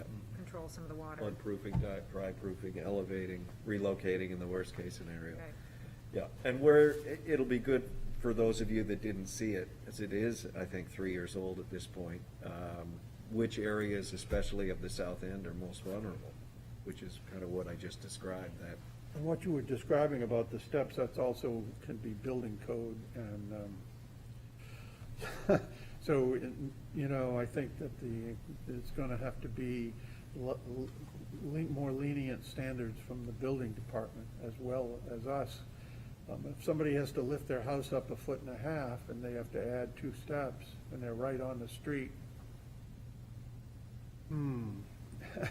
so all of a sudden, the steps are more shallow and higher, and so you guys can all imagine if once we get through this first application, it's gonna open all of our eyes as to the complexity of this, because raising a house compared to building a house is very expensive, and the more money you need to spend, the more you want to get out of it. The more you want to get out of it means the taller it goes, to maybe park under it. And, you know, maybe it has to be 4 feet high, so let's go 8 so I can get under it because I'm spending $350,000 to lift it anyway. These things happen. They're happening in Charleston. They're going to happen here. These are really expensive problems to solve, and we're going to have to start nibbling away at it as the problem gets worse, and the solutions sometimes go well beyond what's required under the code. yeah, And then we're it's a real problem. It's Yeah. gonna require major money, hundreds of millions of dollars. This property here, I'll just pass it around. This property here, the house beside it on the front page, so they're all double-sided except for the one you've got, Rick, and that was the original. That's all I got. So this house to the right on the landscape drawing, they were both the same height. I took a lousy picture because you can't really see Yeah. how much shorter the one in the background is, but they raised this house, I think, Whole story. 5 feet, because it was already 3. And they put those stairs in there like that, but that was a $3 million, it's a masonry house, Yeah. but it was $3 million to lift it. It's a big It deal was to lift. estimated at like $1 million when they started the project. So, not cheap. I like the front doors going through the gate, sort of, they have elaborate, you know, side entrances. that Yeah, we amazing. We might think is a gate, Yes. but it's It's a- actually, you know, It's that's a how you get in. Veranda, porch there. Yeah, to Yeah. get to the veranda, and it's amazing that the whole area of the Battery, I don't know how that's So, survived. I got it here. So, can you guys, I inserted in here Charleston's design guidelines for elevating historic buildings. Read it at your leisure, and then let's revisit this. And it'll be a good primer. I have a couple of other documents from Charleston. So all we have coming up is the Shaw Warehouse, right? Well, that's, yes, as well, being raised, picked up and moved and raised. Okay, and that will come here, you're right, John. So we're gonna have a couple next year, so let's start understanding some of the trade-offs. Can we go back to cementitious siding? Yeah, sorry. Yeah, like hardy board, yep. So I have a question. Is that allowed in any way on the front of a building in downtown? In downtown? Yeah, or rather, I know it's not allowed in Why- downtown. On an alley downtown. Well- Would we approve that? Well, maybe rather than go to an alley, I don't think we have. I would, I think she's saying would we versus have we? Have we? Have we? I don't know, but let me try and answer what I think you're getting at. Obviously, What are you with getting at? Hardy Plank, No, but what's the house? okay. Where Because did we someone approve? called me and asked me about it specifically, and I said I'd ask tonight. Well, if I'd it have to would be look some- that up. Okay. So I would tell you sitting here, it's quite possible. Okay. Okay, it's not impossible. I've been here 10 years. Hardy has incrementally gone from the back to the sides, sometimes the front, depending. Look, you guys we all know, you've got focal, contributing, non-contributing, and intrusive buildings, right, everywhere you look. So why wouldn't you triage? Of course you're gonna triage. Kids are triage. So You got the back of the building, the side of the building, the front of the building, even on all of those classifications, you're triaging again.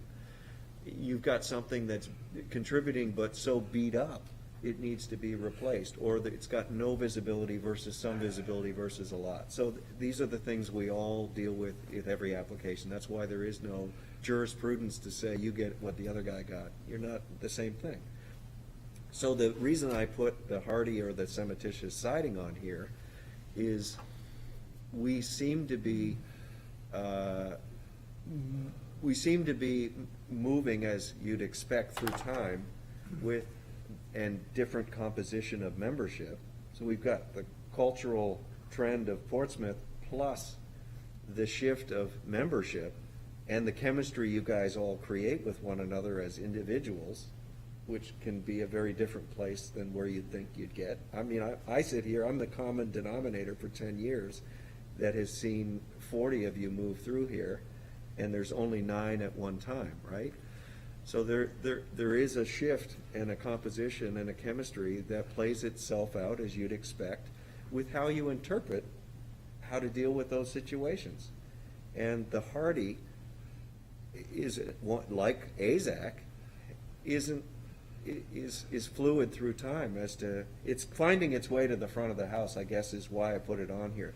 These artificial materials are moving from the back of house rule to the sides, and then the bottom, and then coming up to the deck, and then maybe going up the sides, depending on what side street you're on. And maybe that's fine, but it's something worth, talking about, because we gotta talk about it. I think we review them as, where they sit, the context, myself. And how visible the sides are. Yeah. I think, I would also think that whether it's a contributing building Yeah. has got to be a key factor as well, because I can't imagine allowing a whole lot of this sort of siding on some of those beautiful buildings on Middle Oh. Street that are just, they're just so beautiful. That It does not go on colonial structures, anything that doesn't, colonial, their walls, they may look flat, but, they're not, and it doesn't do that very well, it just, besides the fact that it's not face nailed, so it just looks And I think that, like vinyl siding. Yeah. a lot of people try to make the argument, well, it's gonna last longer and less maintenance and all think of they're that. wrong, but- And I don't buy that, because if you keep up with your paint, you don't allow the water to get in, and so it's because people let the maintenance go down, and we talk about that in our design standards. If you maintain a building well, but people will just paint it once, and then 15 years later, it's peeling off and everything's rotting, and they say, well, you see, it's because I had to put wood up. It's like, no, because you refused to Have paint it you- every, 5 or 10 years, or whatever it is. Have you seen on the corner of Dennett Street and Maplewood Avenue, coming down Dennett Street, that first building on the left? I think it's a duplex. It's a 1780, 1790 colonial, and, it's got a pyramid over the front door, and the water has been leaking into the side of the house from the roof What color is it? over it's the first house on the left, as you turn on to Dennett Street. Blue, I think, It's is blue, I think. blue, yeah. There's Yeah, a, it's just rotting, surprisingly. there's a hasn't fallen. hole in the house. Yeah, it's like this, the clapboards are all gone, like, blink, bink, bink, and then there's a hole, and it's just been going on. I just look at, so I'm thinking, oh boy, they're gonna come in and want hardy. So maybe, Dave, just before, can I? Yeah. Yeah. Well, you were gonna say something. Maybe I can provide a better answer than I did as to why it's on the list. I think the thing to think about with cementitious siding really isn't any different than removal and replacement of chimneys, putting in faux chimneys, putting in simulated divided light windows. It can be a steady erosion of what you're trying to protect. And the cumulative effects are you end up not being what you were. And that's probably more why I put it there, because there is this pernicious byproduct of nibbling away at the authentic fabric. They're faux clapboards. Yeah. They're faux clapboards, Yeah, that's it. so again, I'm not suggesting anything more than, this is a good forum for looking at ourselves in the mirror.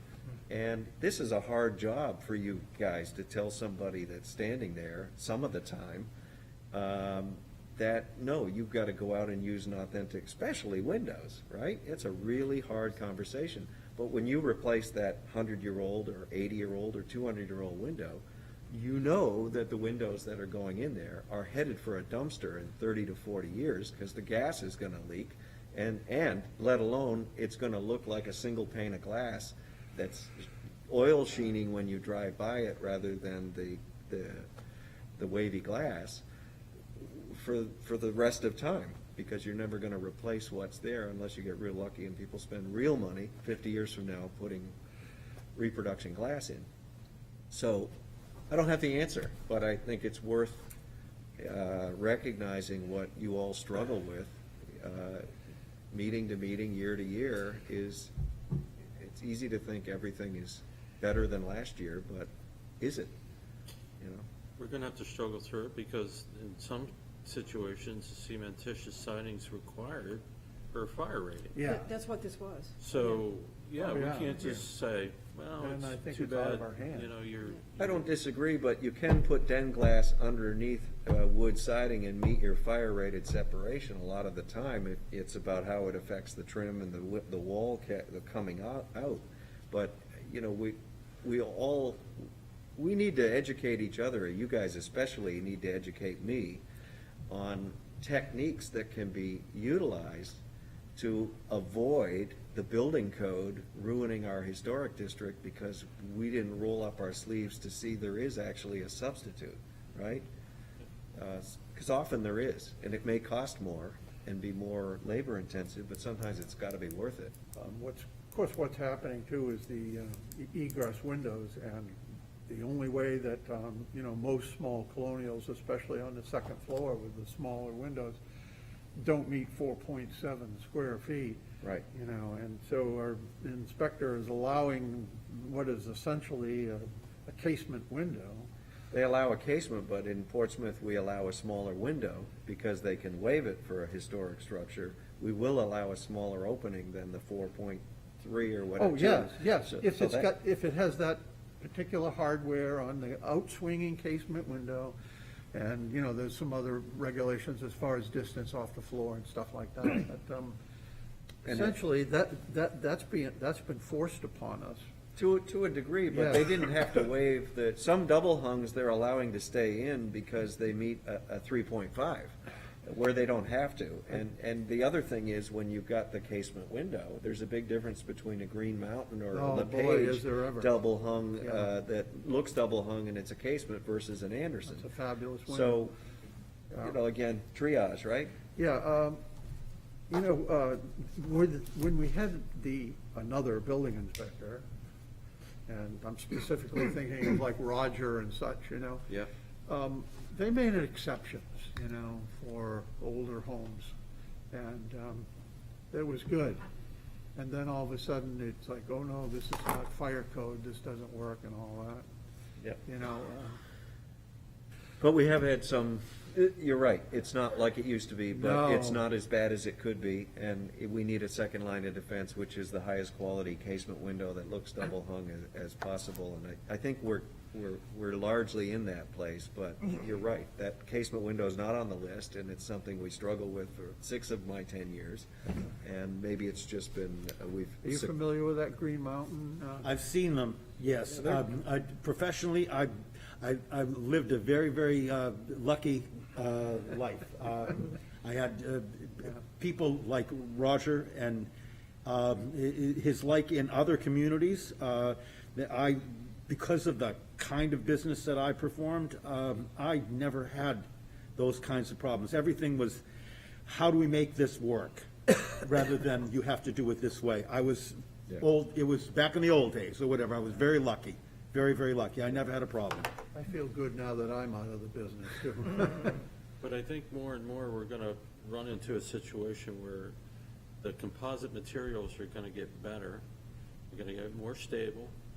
They're going to be very difficult to tell the difference from 8 feet away, you know, from driving by, and they're gonna resist rot, they're gonna resist, you know, they're gonna be less maintenance, and, you know, I think we need to be open-minded and judge it on a case-by-case basis. I'm hoping for that time that the boral material comes in a clapboard-like material, Yeah. rather than the quarter-inch thick piece of sheet that the Hardy people provide. That the boral, where actually they'll be able to cast it into a shape that looks something like we might think of as a clapboard. So it would be tapered. Yep. And that will be, at 8 feet, a real contender. And I'm hoping that comes. That will solve a lot of the compromises and the making do's and if we do it sideways and all of that. I'm hopeful. I'm hopeful that there's a better day coming in the future. There is. So let's go Sounds to like a chimneys. religious thing. Yeah, chimneys. You know, similar to windows, and, you know, we haven't had a lot of chimney activity this year, but it seems like the previous 3 or 4 years, everybody's taken chimneys down left and right. And then we, if my memory's serving me right, your project was one of the early ones in my time here. No. Karen's. That was only 4 years ago. Oh, it's 5. Yeah. We put the faux chimney on that building. And there wasn't a removal of a chimney, it was a reconstruction of one that we saw in the historic photo, if I recall. There Yeah. wasn't one in it. Was that State Street? State Street. Yeah. So, I think, who did your designs? Oh, what's her name? Oh, Ann. Ann Ann Whitney. And she came up with a really good spec, and came up with a really good chimney design, and when we saw it built, we're like, wow, that's the way to do it. That's the gold standard for doing you've got it now, I think. Martin worked on one on Northwest Street, right? That little cape, the second last house. It's excellent. You know, it looks really convincing, it looks durable, it looks heavy. What's the process? What did they use? Well, I provided a detail, if you remember. I provided a section, and the last part of corbelling was actual brick. So, Yeah. and then there was thin brick used. So it's still fake, but it looks terrific. It really Yeah. does. So I think one idea is, you know, this doesn't get to the issue of loss of character and faux chimneys, but so maybe starting at the bottom of the list, the third line of defense, if you're gonna have a faux chimney, that's a really good detail to have in the design guidelines, should you approve a faux chimney. So it's starting at the bottom instead of questioning, you know, what we're doing in chimney removal or replacement. It is a character-defining feature, we all know Yeah. that. And I think we're doing a pretty good job on it, Nick. You know, I'm not saying we don't need to discuss it, but every time it comes up, we do discuss it quite a bit. And, you know, everybody gets their licks in, and I think we're handling it pretty well, Well, myself. and part of me wants to think of the chimneys much the way we think of the windows and other things where we say the first step is, can it be repaired? And I'm not sure that we're pushing back on people enough to say, they just come in and say, well, it's not an active chimney, you know, we're not using it for venting of anything, and it's causing leaks, and I want to get rid of it. Yeah. And that usually has to do with a chimney that has to do with an oil burner or something that was, you know, put in later. It's not because there's a fire, an actual, you know, colonial fireplace in the bottom of the building. But I'm not sure we're asking, have you looked into what needs to be done to repair this? Instead, it's more like, well, you know, how much does it contribute to the building, and, you know, is it special or is it not special? And shouldn't we say, let's ask that question first? Have you investigated what it takes to make the chimney work? So I have a theory that supports John's conclusion, at least as I think he's articulated it in his few words. I think, you know, I've been here 10 years. The first 6 or 7 years, and he's been here the whole time, chimneys were, and so was Reagan, chimneys have been going down left and right years ago, all over the place. And I think your project was one of the first ones where we experimented with a faux chimney. And because that sounds Disney fake faux, Ex- right? Well, the things on Porter Street. Well, they're earlier. Those are much earlier than my time, Porter Street. But I was adding it. I There know, was no chimney I there. understand that, but it's I didn't still, take one for a down. preservationist, it's still kind of fake and faux, right? It's not a real chimney. And it doesn't have anything inside the building. It's really fake. It's decorative. It's kind of wrong if you're a hardcore preservationist. I love it. I'm not that. So, I think it's a good example of the feedback loop to the marketplace. When somebody came along on Newcastle Ave Right. to remove a tall, skinny chimney to get more floor space inside, which is why just about every other That's- chimney was ever removed in the That's why preceding they 5 removed. years. Removing You- 2 fireboxes. Yeah, you guys, don't underestimate your ability despite the difficulty of that conversation. And it's one of maybe 2 or 3 cases in that 2-year span where the marketplace gets the residents, the shareholders get the message that, gee, maybe the time to remove chimneys is of yesteryear, and these guys are gonna give me a hard time. So that person decided to change their mind and walk away. You know, she's still in the house, but she decided to abandon the project. Yeah. To me, that was a good result, but not a nice way to get there. But sometimes that's the way you move the needle. And then the message on the street is, good luck unless it's a real tertiary chimney, number 4, on a big house that no one can see, that's eligible for removal. So I think it's a good example where you guys have done your job, and you're right, you're doing a good job, because maybe you weren't before, and you corrected it, and now people are not coming in here Yeah. asking for a chimney every meeting. You know, I'm thinking of a time when I was wrong, and it was on Pleasant Street, and it was one of the small houses coming into Portsmouth from Pleasant Street before you get to the Mark Wentworth home on the right-hand side, and it was an Ann Whitney project. It's a little house set in sideways, and I think at one time it had chimneys, it had 2 chimneys on the ends, and there was only one left, and she wanted to remove it, and I was outraged. And I said, no, this is the original chimney, and I made a stand, and I think it was 7-1, you know, and anyway, she got to remove it, and then she, you know, her plan was to build a faux chimney in the center of the house, and it's there now. And I looked at that thing the other day, and it still looks good, and as a matter of fact, I had a little bit of trouble identifying exactly which house it was, and so I was wrong. To me, now, it looks like it's always been there. Should it have been placed there? It was, I think, something to do with the bathroom, and there was this, you know, and the chimney just, you know, took up too much room, as they often do. You know, people didn't care in the old days. If they wanted to be warm, that's all they thought about, you know. So maybe the solution for the adjustment to a better place, which is, I think, where you are. Remember the people on Court Street that came in with a chimney in the back of an outbuilding attached part, an addition to a Yeah, historic I home? remember that, yeah. And, you know, maybe that one was one where you're on the fence. But let's make sure our design guidelines say what we want them to say about the chimneys, because I'm not sure sitting here what they say in relation to how things have changed from when the design guidelines were written, which was the era of chimney removal and sometimes replacement, to where we are now, which is sparingly removing chimneys, which I think is probably a good place to be. You made a comment about the Newcastle Avenue request on the Newcastle Avenue, Yeah. Ball Street, or one of those. Yeah.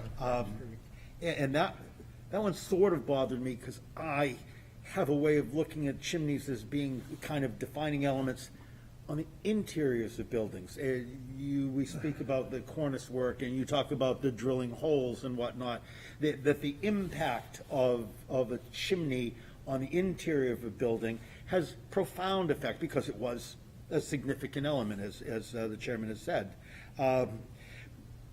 What struck me about the Newcastle Avenue project was that they were looking for more interior space. It was not an argument about whether or not they wanted the chimney. They wanted the interior space.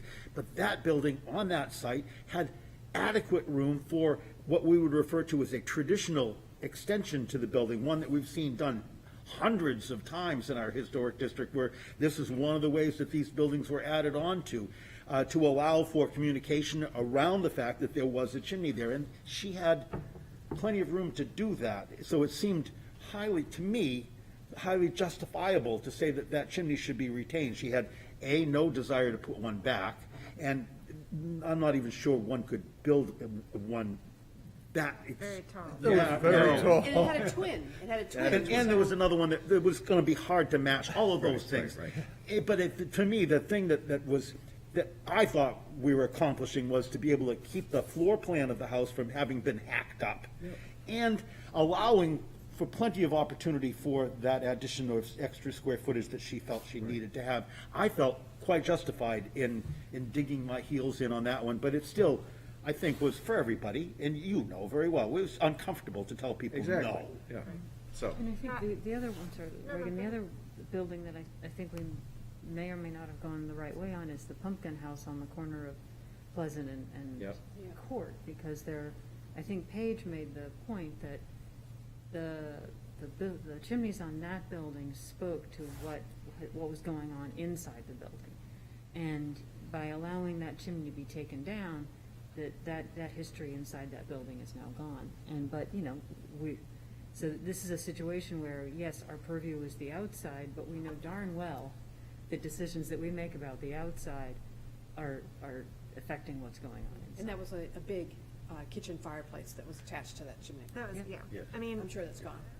the big Oh, yeah. old chimneys, generally, we don't usually see those being asked to take down, and we don't even consider it because they really are character-defining features of these old buildings. But, no, Nick, to your point, I mean, you've got a correct assessment. It was, for a while there, early on in my tenure, we had a lot of chimneys being taken down without any faux replacement, so and we struggled with it for a long time, and I think,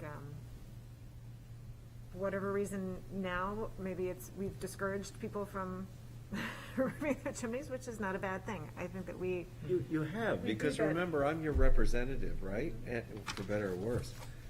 People do come in and talk to me and ask for guidance, and my guidance is anchored on the ordinance, and then your decision-making and who you are and what you did last month or last year.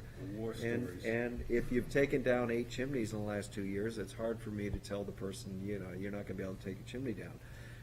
I'd never say to somebody, you can't do it, but I'd say it's highly unlikely you're gonna be able to remove that chimney. It's a primary feature, it's character defining, it's big, it's blah, blah, blah. So your decision-making affects your ability to telegraph what's gonna happen in the future through the planning department. Because most people do come in doing something like that. I'm pretty sure I know that in the guidelines, we say, retention of chimneys, but if we need to strengthen that Yeah, language, let's that's have fine. a collective look and. Yeah. Yeah. And we should do the same with windows, right? Let's go back, and I'm sure it's there, and I'm sure a bigger part of our problem is the marketing aspect, not what it says in respect to those 2 items. But let's make sure of that, not just assume it's marketing. So what are you looking for from us? Or should we all be? Yeah, you should all. Should we all? It's your Bible. You should all know Yeah. that document, and I bet we'd all But should fail a we- test if we actually did one right now, including me, on Are you what's. asking us to make up our own changes and send them to you, or are we going to have another meeting like this, and then we're just gonna end up discussing everything again? We're gonna do whatever we need to do. I think Yeah. we should all start by doing some homework and make sure we've looked at the design guidelines again, because I'm confident a lot of us don't, including me, look at them enough. So let's make sure we understand We what our. have guidelines? Yeah, exactly.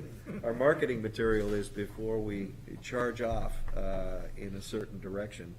And if we need to have a meeting, 2 meetings to solve it, or 3 meetings, we'll know when we get there. I can't tell you sitting here, I know I can't solve all these things without another meeting, that's for sure, Yeah. like this. Right. So So I- if you're getting the tone of the group, my minority report would be, I don't mind a chimney coming down if a chimney that was not original to the house, that it's serving a boiler, that it's in the middle of a floor plan that's disrupting. If it's not that integrated, like some of the colonial chimneys that we've seen, I can be receptive to the idea of it coming down, but that's just my. Well, and that's good, because you just threw 3 criteria in there, and I'm convinced half the group wouldn't agree with one of them, which is it disrupts the floor plan. It's very rare they don't, if you're trying to expand your floor. So that's why so let's all see what's in there and work through this, and I'll do my best with my notes to take a stab at some of this. I'm not asking us to do all the same thing independently, but I need your help to look at our own marketing material that we have now and the design guidelines, and then come back. Okay. With that, let's go to your favorite topic, which is the solar panels. And So my thought on the solar panels is, I'm in agreement on the historic buildings. They should be we should use sort of a back of the house or side of the house type of criteria, that they should be located, where they're especially not on the front of the house. I think what I'm thinking more of is the central business district. And I'm thinking that we should be used to looking at appurtenances coming up from a roof. We've all seen ventilation equipment, it's all over the place. And I think that we should just say, okay, those could be solar panels. So what I'm suggesting is that we should really relax, if not encourage, solar panels on flat-roofed downtown buildings. And that's essentially what I feel. I feel that at this time in our country, that we, should be making our little contribution. And if we could just stop putting bars on every roof and have solar panels up there, then I'm a happy person. Bars, I mean, serving alcohol, you mean? Yeah. Okay, all right. I mean, everybody looks at it. Bars. I'm sorry, No, everybody looks at their roof, and we saw this with the AC Hotel. We had, on that hotel, at the end of it, by 3S Art Space, it was only a 3-story building, wasn't it? We dropped it down. I think it went from 5 to 4 and then 3. Yeah, anyways, it was a bit shorter. And then all of a sudden, they came back to us and suggested, well, we've got a great idea. We could put a rooftop restaurant and bar up there. Why do I say bars anyway? That's an old term now, isn't it? But why wouldn't you put the solar on the roof of the restaurant? I would. Yeah. I'd put it on it, Bar's a good thing. Yeah. They're, yeah. Well, I'm not necessarily saying anything against the bars up there. The What I'm restaurant. suggesting is if you've got a flat Yeah, roof yeah. and you've got your, where your maintenance people have to go, that's all set and straightened out, probably has a fence around it because of today's code, that the rest of the roof be solar panels. Yeah, yeah. So less the bar, That's more the me. flat roof. I think we've done a pretty good job with solar panels. We haven't had too many, honestly. I'm surprised that we haven't had more. But to his point, we don't have That's- any that's on not a any good of the job. flat In the roofs, there central are none. business. Right, We right. do elsewhere, we've I done a good think job. when they've come before us, yes, I would love to see more applications, but for residential homes and things like that, I think that we've done a pretty good job of keeping the standard that it's not on the facade, it's not on a main viewing portion of the building. Like the Marcy Street one, I think that. So I think our design guidelines, And yes, they do say that. they say what you've done. There's still some pain and suffering in getting that to happen amongst the group and with the applicants. So I wouldn't disagree that I think you're doing a pretty good job on the single families. I think John's point is totally different, though.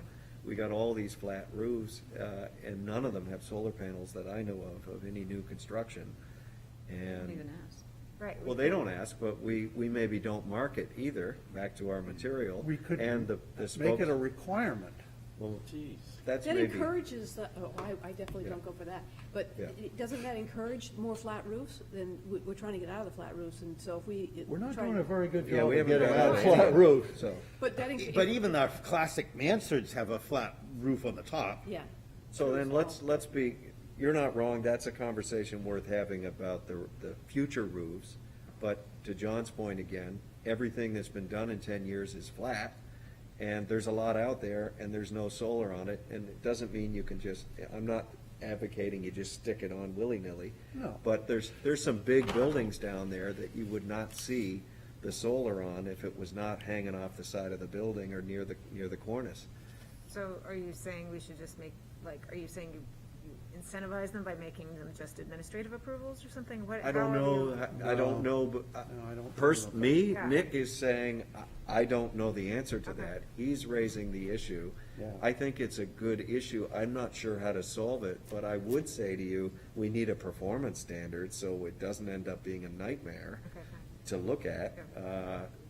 But I think I've been on many of the roofs to look at the mechanicals, and it seems like there's room to do maybe less than he might be thinking from me, but there's nothing there, and there's gotta be some place for solar.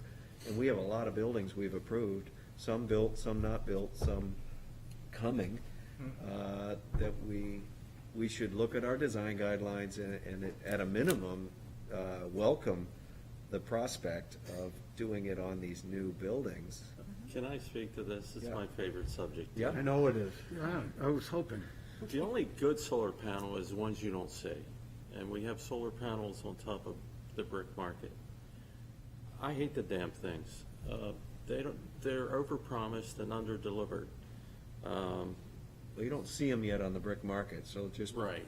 I want everybody to know that. Right, and the reason we don't see them on these flat roofs is because it snows here, and it's not practical. They're horrible, and they're not there yet. They're made in China mostly, 98% of the time. They're full of bad chemicals. I think that's the one thing that the president is urging, that we manufacture. Last president, solar panels. earlier president tried that Earlier, too. earlier president tried to Yeah. do that too, and we It's- paid the price for that. They Early don't President last Jimmy very Carter. long. They're very inefficient. And, we stopped using them over at the shipyard because they just weren't paying off. So, hey, I'd love to see a point in time where solar has, lives up to its promise, but I don't want to see solar panels on the North Church or any kind of contributing Nobody's building. advocating I'm not saying that. Nobody's Well, advocating. not saying that. He's not. When you start saying it's about time and we're in a crisis. It is about then- time. Then you start Martin, leaning that was not what he towards said. that kind of thing. When you start getting radical, All right. Have you ever seen any of these solar shingles? yes, those look very promising, but they're not, They're still inefficient. They're not here yet. they're not here. I'm heartened by your comments earlier. I was hoping you'd speak up about this. I'd like to continue in the vein that we have at this point been extraordinarily stringent and cherry about what amount of solar panels, because of their intrusiveness, their semi-permanence, and hope that, once again, in the future, in a near future, in a very near future, that a solar panel that we can accept can come along. I'm not against that idea of having that, but I just don't, I've not seen anything that I said, wow, I'd really like to have that on my house. Right, but, Haven't. But so you in- wouldn't want that on your. again, in fairness to John, I don't normally defend Worry him on about John? solar. Yeah. But I'm going to, because what he expressed tonight is a little different than what he's expressed in the past, and it's importantly different to my ears. He's not talking about the North Church, he's not talking about houses in the South End, he has in the past, but he's not tonight. On the And- top of the right? chimney. We're talking about flat roof buildings that are likely gonna be in a dumpster at the same speed as the solar panel's gonna degrade. So, and if the solar gets better in 10 or 15 years, just like the simulated divided lights we keep putting in these windows that are going in a dumpster because they're junk, but they work now. Simulated divided lights are in, Well, tell me the they're- dumpster They're so I not can gonna go. last 200 years like the window they're replacing, you know that. So they're temporary, and if, you know, a mortgage is 30 years, if they last that long, to you, it might not be temporary. But we do a lot of stuff that's temporary, and, you know, you can debate the efficiency of these things. I'm sure that's like buying a German car or a East German car. There's a big difference in solar panels, and I bet not all of them are inefficient. If you really want to help the environment, super insulate your home. That's far more efficient, far more efficient. Well, I think for John's point, I'm totally happy to encourage solar panels on flat roofs with the rest of the mechanicals that aren't visible, and you can't see. But they are visible. Every flat roof building, I mean, I'm looking up and I can just see, even the new building that was just completed by Mr. Kane there on Maplewood Avenue, and he's got that 7-foot high screen around the roof, you know, that was supposed to hide everything. I can see these big stainless steel things sticking up from it. And actually on Mr. Wilson's bank building, the Prov Bank, you know, and he made really a big deal about that rounded, he was gonna have an oval-shaped enclosure that was gonna cover up all of the air conditioner condensers and stuff. And I see him.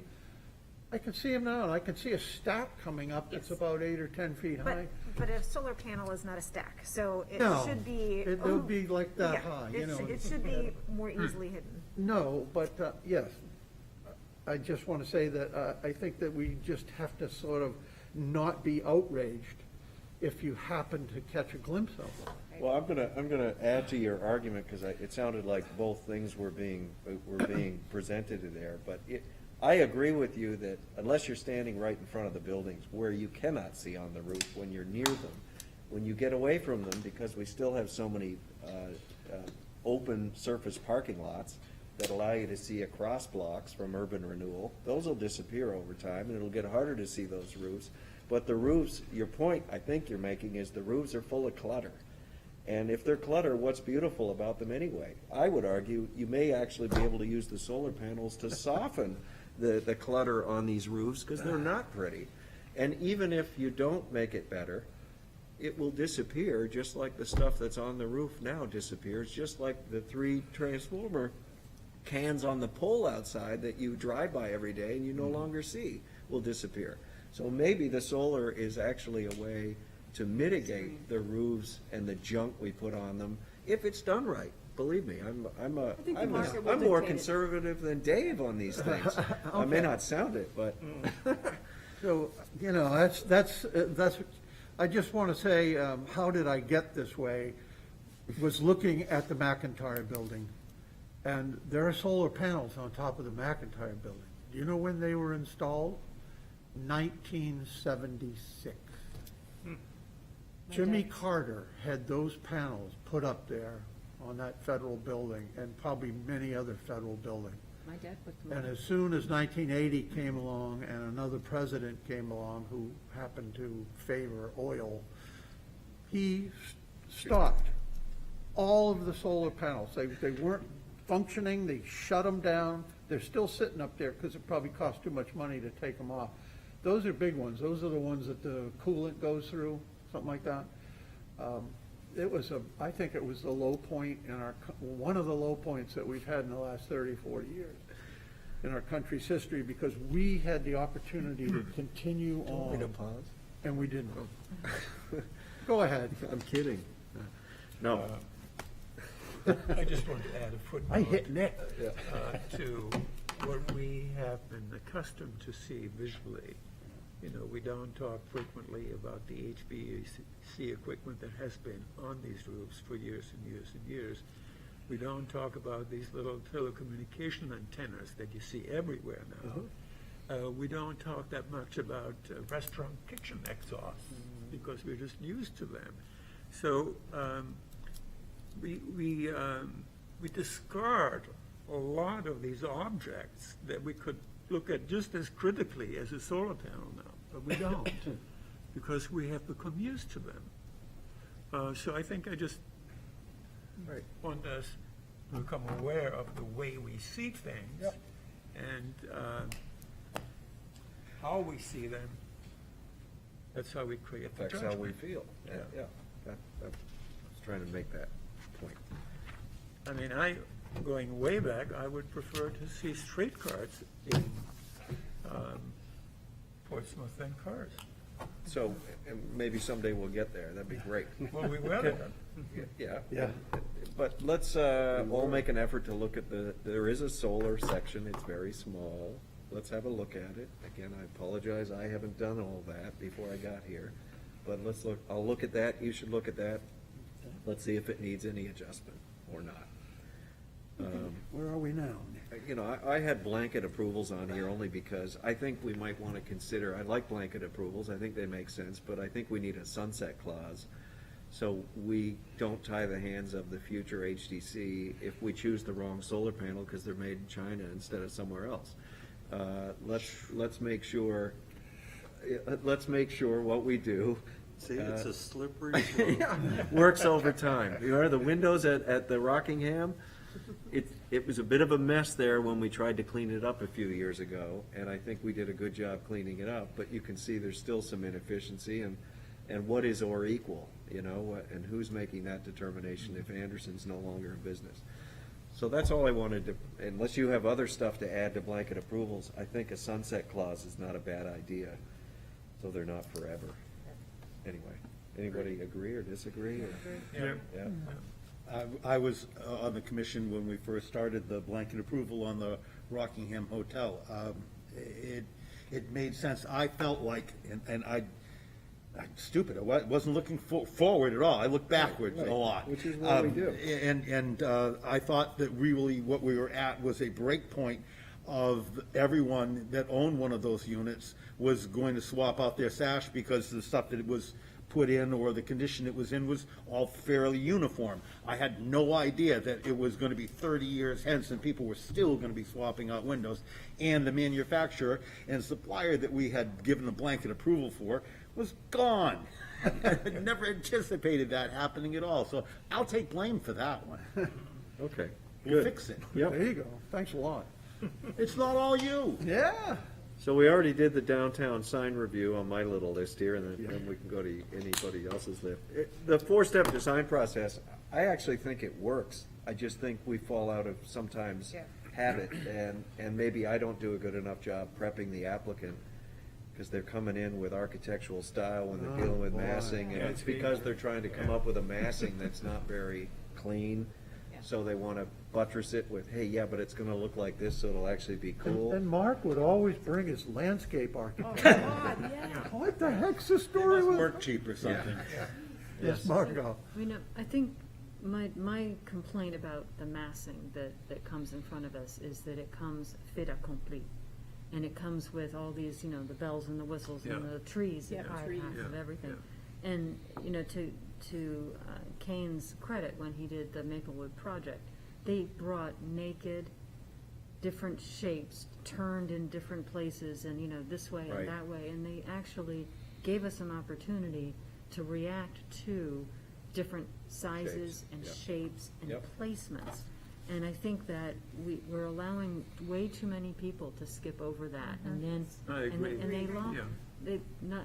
they lock themselves in, Yeah. and they try to lock us in by, Right. by jumping and Talking pushing about the that. trellises and the Great folding doors. trellises, yeah, And, yeah. yeah, and, I don't know who that was. you know, I think it would also be a good idea if we set some kind of standard in the renderings, with or without landscaping. Yep. Because, yes, the landscaping, it's nice to know where you think the landscaping might be 20 years from now if all of those trees survive and somebody's willing to keep them up and make sure that they end up where they're supposed to be. But in those first few years, the things are like this big, and Yeah. half of them don't survive. It's- Again, to McCain's credit, on the Maplewood Avenue project, what they've done with that landscaping, that plaza looks fantastic. And when those trees grow in, it's just gonna look even better.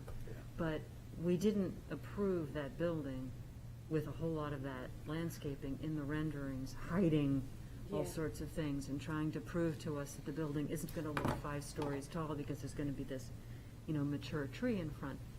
But I'm the first person to say, like I did the house on Maplewood Avenue, the one we talked about last week, or the week before, if you can keep mature trees that are already there, you can hide a big building. You know, there's those apartment buildings on Miller that you don't even see because the trees are as tall as the building is, and there's several stories tall. But if you took all those trees down, the things would stand out like. It must have been outrageous when they built Yeah. Portsmouth Apartments, you know, that brick building. That's a, I love that. 1920. That's a great building. Yeah.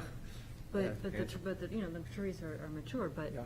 you have to, I don't think these corporate owners of these buildings are dedicated to making sure that those trees get to be as tall as they do, because they put disposable trees in. They put things that are wedged into a tiny sidewalk, and the roots are gonna outgrow it, and once they have the approval and the building is built, they just knock it down, and Well, now we don't have that And I anymore. think to your point, about the renderings with all this landscaping at the beginning, Yeah.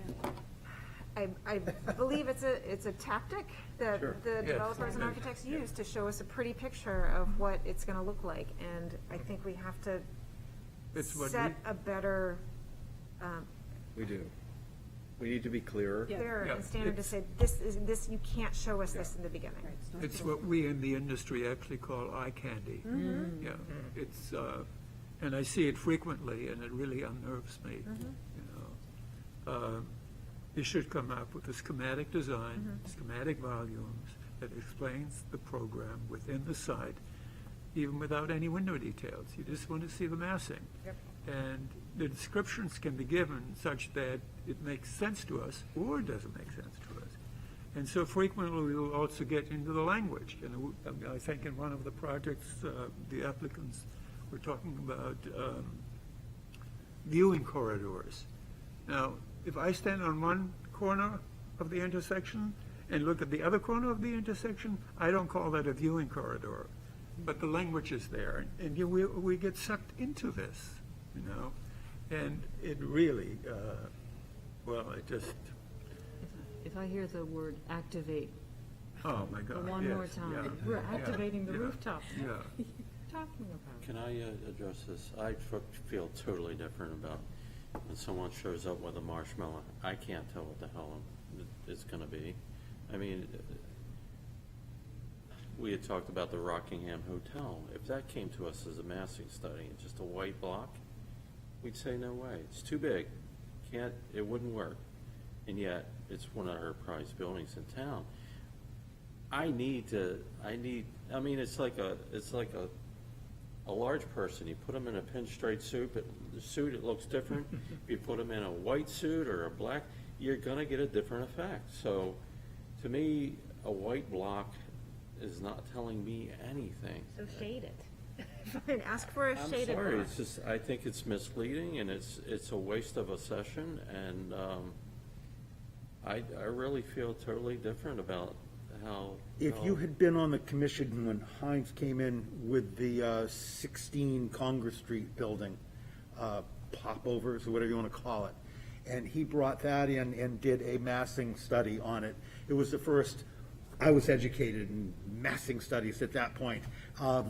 He did a masterful job showing a variety, and like you, I thought it was going to be a waste of a meeting to look at some white boxes, folded up pieces of white paper. But he walked us right through and did, maybe not everybody, maybe setting up a rule or a program for people of his quality and ability is wrong. But he did a wonderful job of enlivening these white boxes and comparing them to the things that were around them to allow us at least to believe, as I still do, that that thing fits in that spot between those two teeth, the Oddfellows Hall on one hand, the largest building in town, and the North Church, the largest one-story building in town. But you would agree Heinz is exceptional. He's exceptional, but there are people that can do it. So if you're bored to tears over a massing study, it's because someone that doesn't know what they're doing is trying to do it for you. I can't judge it, is what I'm saying. I You're understand. an architect. I know. Think abstractly I've been- and look at these things.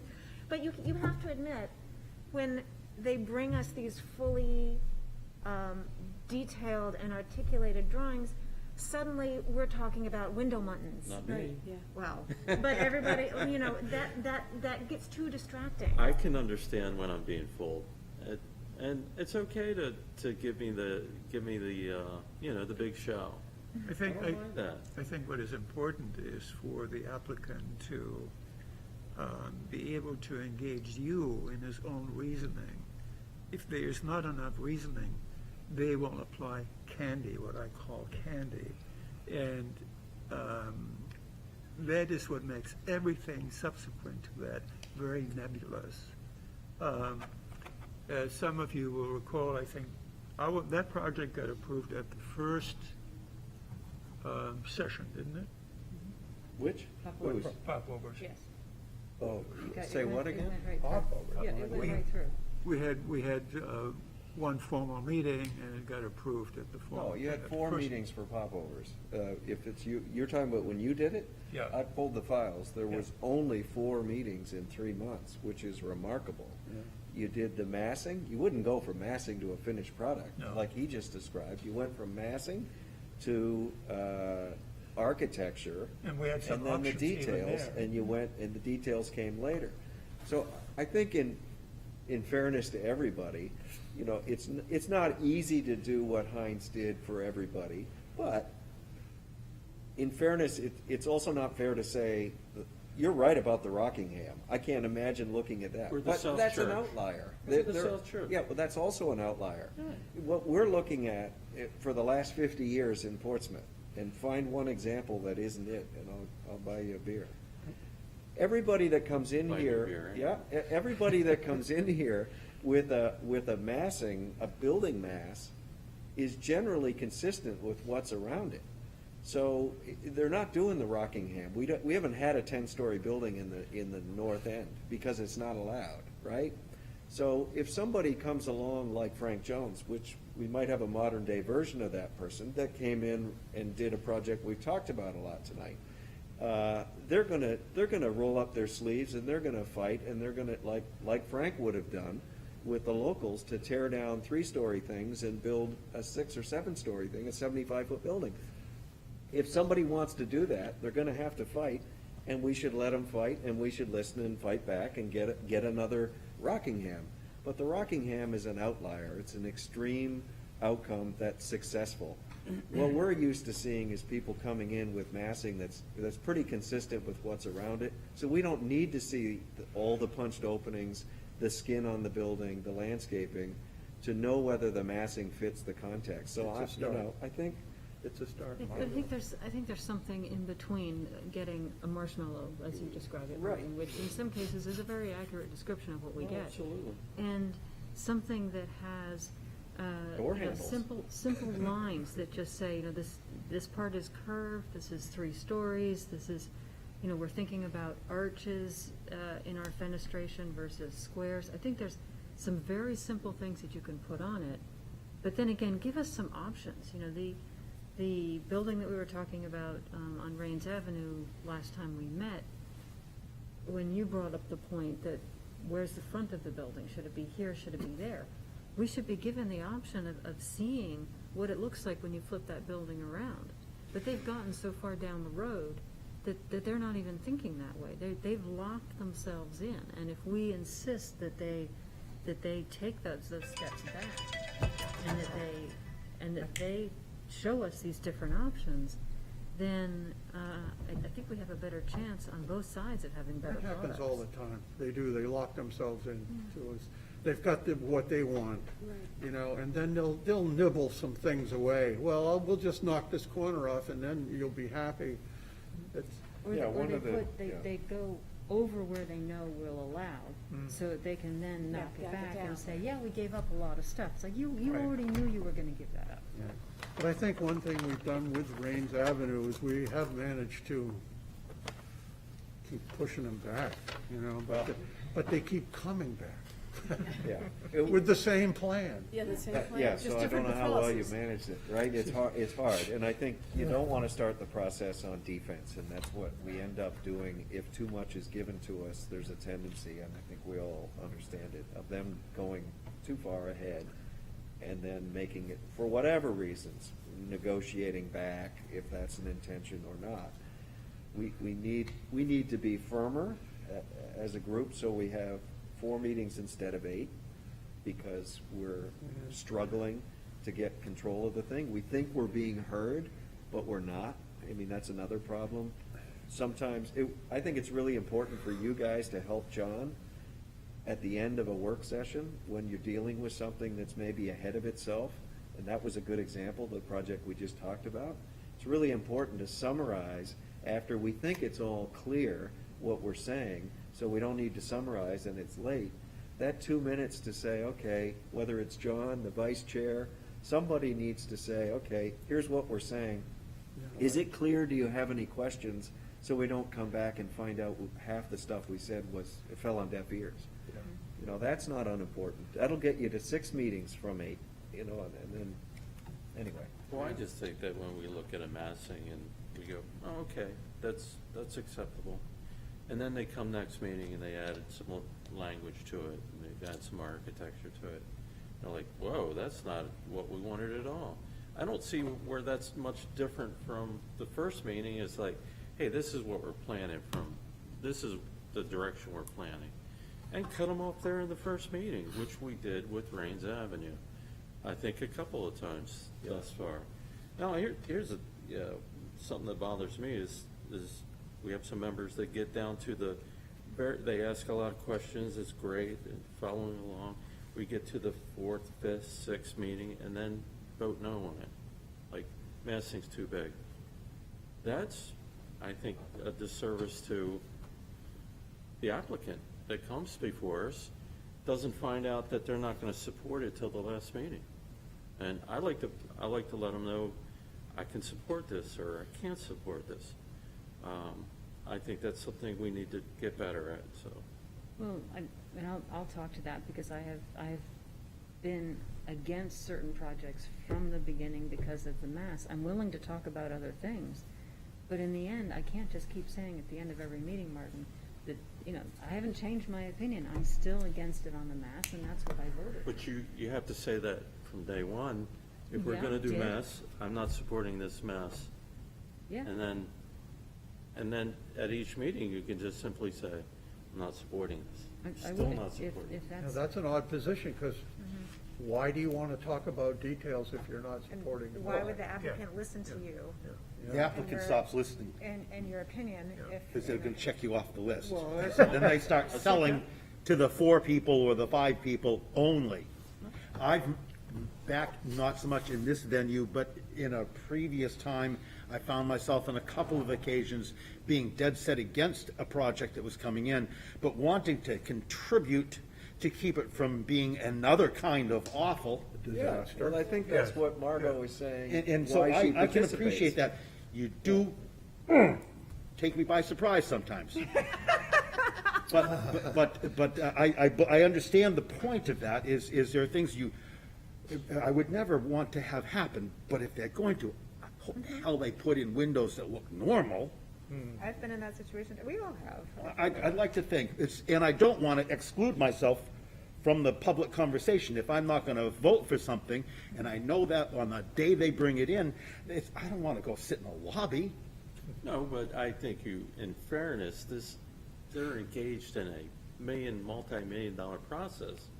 We should be frank with them, because I don't think it's fair to them to get down to the very end and just say, you know, I've never supported this from day one.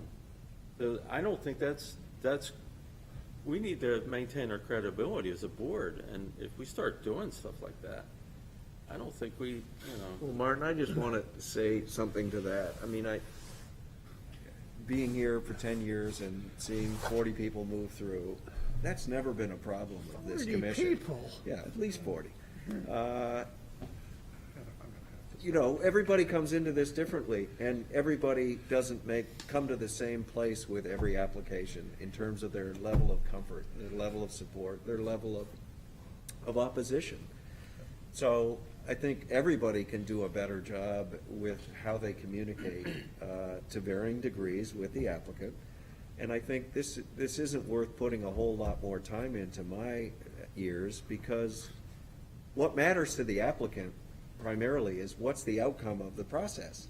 And I haven't met anybody yet that's left this room with a denial, because that's been the prevailing approach of the membership, that they're playing, will say we don't like it a couple times and participate for 6 months and then say, oh no, I never liked it, I'm out. That's just not, that's not worth wasting oxygen on, in my opinion. It's not a problem. And all of us struggle, you guys, at certain times to find a balance between your discomfort, and I think Dave is hitting it on the head. Just because you don't like something doesn't mean you stop talking. And it doesn't mean it's perfect to say at the end, hey, I never liked it all along. I'm not, you know what I'm saying? I think there's room for improvement, but. Heinz? Because sometimes Yeah. you can start with a Oh. mass, and sometimes in talking about details, you can change the way the mass looks, and that Exactly. might be able to flip me over. And that's why I keep participating in it, Well, hoping that something is gonna change my feeling on what the mass is. But in the end, if they can't do that, I was honest with them up front, that the mass was too big. well, we need to be better at giving feedback, because sometimes there's people who are just silent. Gotta say it. Well, we Yeah, I think- we know that from the public art. Let Heinz speak. Yeah, I mean, that, you see, I tried to turn the tables that time that I didn't sit up on the days. When you but asked him what he was- liked about it, that was a great question. was, member of the audience. And I came up and I said, why don't you tell me what you like about the building? And it was Nothing, nothing, nothing. Yeah, he fumbled. yeah. So I think we need to, Need to be tougher. we need to be able to see through the advertisement, if you will. We need to see through the bullshit that they present frequently, and just go down right to the stone. That's hidden by all this flesh. And we don't do that frequently. I agree. This is close to the concept of a straw vote. And I know, this is my rule, I know that there's an issue with straw votes. Certainly is. It's never been completely explained to me. Do you feel What are you confident? talking about with a straw vote? As the process goes, sort of saying, are you supporting this? To me, a straw vote is when you go down the line and say, well, how would you vote? That's clearly a straw vote. And? But when you go down the line and say, hey, what do you think about the project? Well, I think this, I think this, I think this. That's not, that may have the same result to the I listener. think we had a discussion, I think Bob Sullivan actually said something about this. on this. Just Right. explaining the About difference the straw between, vote. Right. I think when you formalize a vote, that's what you shouldn't be doing. When you informalize it, I think it's fine. That's what a work session is. It's an informal straw vote, because you're asking for input. A yes/no straw vote is not cool. Yeah. And the reason is, I think because it. I can tell you, Yeah. it's an informal process. Yeah. There's no public notice that it's a public hearing. It's not a decision-making process. It's non-binding. Everything you say is non-binding. So, again, an informal straw vote is okay. It's about not saying, we have a 6-1 vote against your project in the work session, so come back for a public hearing. You don't want to do that. But you can clearly provide feedback to the applicant that makes it clear one person doesn't like it and the other 5 do because of what they said. I think maybe what this is getting around to is I should be saying at the end of a work session, I should give everybody an opportunity to round up their opinion in a minute and give it to You the. should synthesize. Yeah, what I think would be, what I advise to No, that's previous what I- chairs, I don't think it's fair to the chair to have to do that. I think the vice chair should be the one that takes notes, or me, and we work together. You've And- often done it. Yeah, and I did it a lot in the past, and the chair would say, hey, Nick, you've done it to, asked me, what's the summary of what's been said? That gives me a chance to say, well, I think this is it, and then you guys can say, no, you got it wrong, or that's right, and then we're done. But it's at least clear and it's in the record where we landed, not everybody, but a majority of the Well, commission. we have given the summary to Yes. the developer. We could do a better job, I we think could is do a what better we're job. saying. I mean, Yeah. there we go, once again with Martin. We could do a better Yeah. job, because Yeah. clearly, straw vote, I've got it, I've heard it, I don't truly understand the informality of it, But, and maybe it does no real service, except for maybe a couple of opportunities once in a while, but in general, holding your card so close to your vest that no one can tell where you're going with it doesn't do you any real good either. I like the idea of threatening people because you can get them to sometimes say something that is valuable, but it's not a good practice. We should be a little bit more open about things, David, so we'll try to do better. that's how we all got into trouble 15 years ago. And by saying "we all," I'm not saying "we." You mean me? Yeah. I think you're being oversimplifying things, Yeah. sir. That could be Yeah, too. let's keep moving here. Yeah. We're done. Well, so I have on my list what we talked about, the disclosure form. We'll continue, I'm gonna go to legal and talk some more about that last page.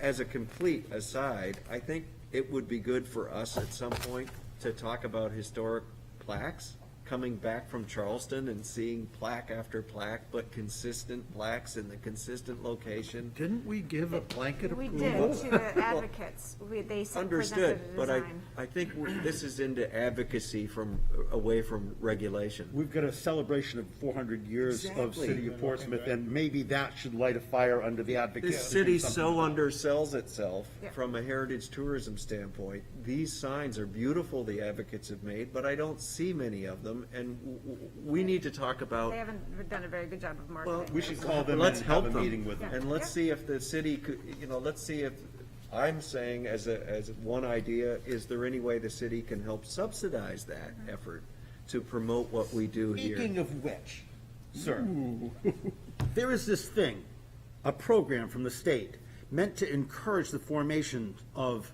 historic districts throughout the state that some towns and cities have taken up, called the Certified Local District, or a Certified Local Government. Yes. And we have already formed a historic district and don't need that particular encouragement, but they do have this Money. basket of carrots, that 10% of the state money that's received from the federal government, which is the state money that has to do with the historic properties, but 10% of that, by law, has to be sent off to communities to do work with. This would be a thing that they could do. They obviously aren't going to pay your salary or keep the lights on in this building, but projects and programs, they will understandably help finance. It's a lot of matching money, but that isn't the worst thing in the world, to have a Still- little bit of matching money. Yeah. we've still free talked money. Most This is of mismatching money right here. Right. Well, we've talked about And this. and we've spent a little bit of time trying to dig through this thing. Most of it is stuff that we actually already do. There are a few things that are a little bit on top of what we do that I don't think we actually have to do, but you and some of your staff would have to actually do the codification of things. But for the most part, the commissioners don't have to suffer much from this program, and the community could benefit some from it. It's another damn thing. It's another damn form of government. It's not free in any manner. But we actually do most of the stuff. What we really should do, I think, I know that you picked this one up, but I'm just to say, I think what we should do is get someone who actually runs the outreach of this program to come and speak to us for 30 minutes at a meeting. I know that they're very willing to do that. And they would be able to provide us with possibly a description of the pitfalls, which is a thing that we should understand, and the opportunity to, there is such a thing as a checklist so that you can go down through and make sure that you've got all of the i's dotted and the t's crossed, and it's not an onerous thing. We almost do all of this anyway. Okay. We really should do this. We really should pursue it. It's not like it's a pot of gold at the end of the rainbow, but there is the opportunity to file for some money and just little things like to be able to hire an architect to do a little charrette and provide us with 4 different kinds of fences that you could just look at people and say, if you want to build any of these fences, they're pre-approved by the commission, Yeah, and just that'd be hand great. it out. The screen for your air conditioning unit. I've got a book with 16 screens in it that have all been approved. If any of these things work for you, you can just take this and run. Right. And they could provide us with just simple things like that, that make your life easier and make our lives simpler too. Righty. So, anyone else got any wrapping up statements? So we'd second that. Yes, Yeah. I think that's a Yeah. great one. I've been talking about it for a long time. It just Hasn't happened. needs Yeah. somebody to Yeah. step forward and do it. And I think I will be happy to contact the person at the state who Why don't we runs it. do that, so And it moves come and make a forward. presentation.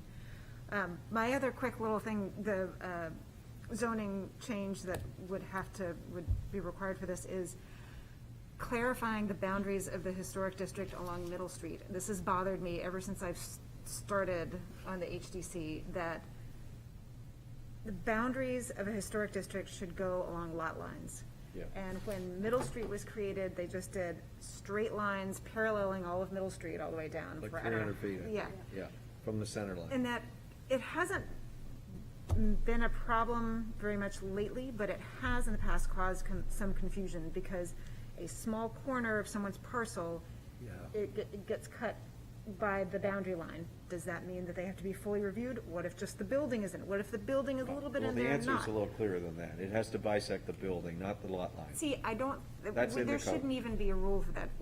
What we should do Well, you is gotta have a redraw rule, it. yeah.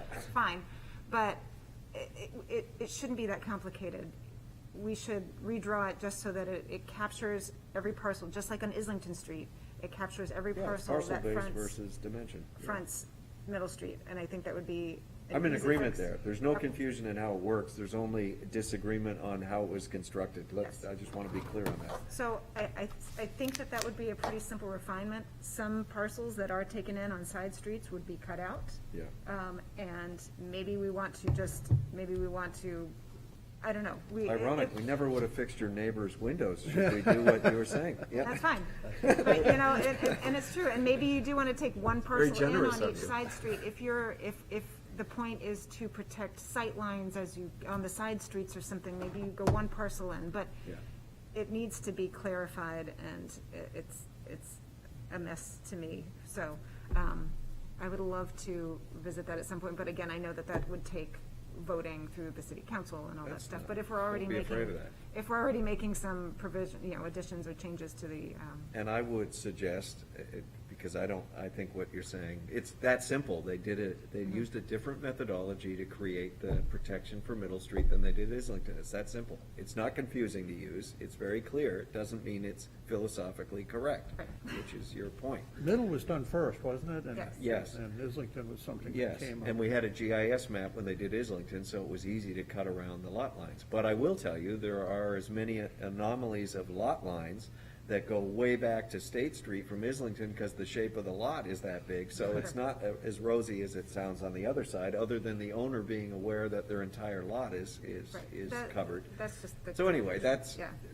I would encourage you to think about areas that abut the historic district that maybe should be in it that are not. At the same time, you're sawing it apart. There are, Frank Jones Brewery, only 1 or 2 of the buildings is in and not the others, for example. We didn't have any jurisdiction over the loss of the slate roof on the other buildings. Why? Because it's outside the district. But it abuts the other Frank Jones buildings. So take a look at the map. It's in the design guidelines. There are probably some areas that should be in that are not, and areas that are in that should not be. Margot? Could I just jump off of this and go to January's agenda? So there's voting going on in the January meeting, right, the first one? You mean for officers? Officers, right. Yes, that would be when it happens. The city council seat will get filled, and you should really do it when that's filled and that person's in attendance, which may be the second meeting in January. Okay, so I just wanted to say, I was happy to step up and take the vice chair position, and I'm happy to continue, but I'm also happy to have somebody else take over. So that's where I sit. Okay. Well, I will say that I talked to Reagan, and I'd be happy to nominate Reagan for vice chair, and, We can talk about this in Yeah, January. that's for It's- January. Thank you. Yeah. But- okay. Yeah. So we can't vote now, get it out of the way, so we don't. No, I think it's appropriate you wait for the city council representative. There's no new nominations for this group? Sorry? There were no new nominations for For this group? this seat, No, I mean for the group, Oh, I know they you- did it to planning and. All right. No? no new appointments, No you new mean, changes yes. from our ex-mayor? Yeah, only this seat will be Oh, filled yeah. by the council. Yep. Yeah. Who's, And, does uh, anybody know who's up next for appointment, reappointment, or vacancy? I'm in June. You're in June, so you're probably next. June will be the June next. as well, I I believe. might also be. I think you are I'll also. get a sheet for the next, for January, so you at least know that. May I just add a footnote? I don't know whether you know, but I missed a few meetings because of I had a gallbladder attack, and they found a stone about the size of a pinball machine, pinball. And that led to, of course, taking some of those samples to the labs, and they discovered that I had cancer, and some of the cancer spread into the liver.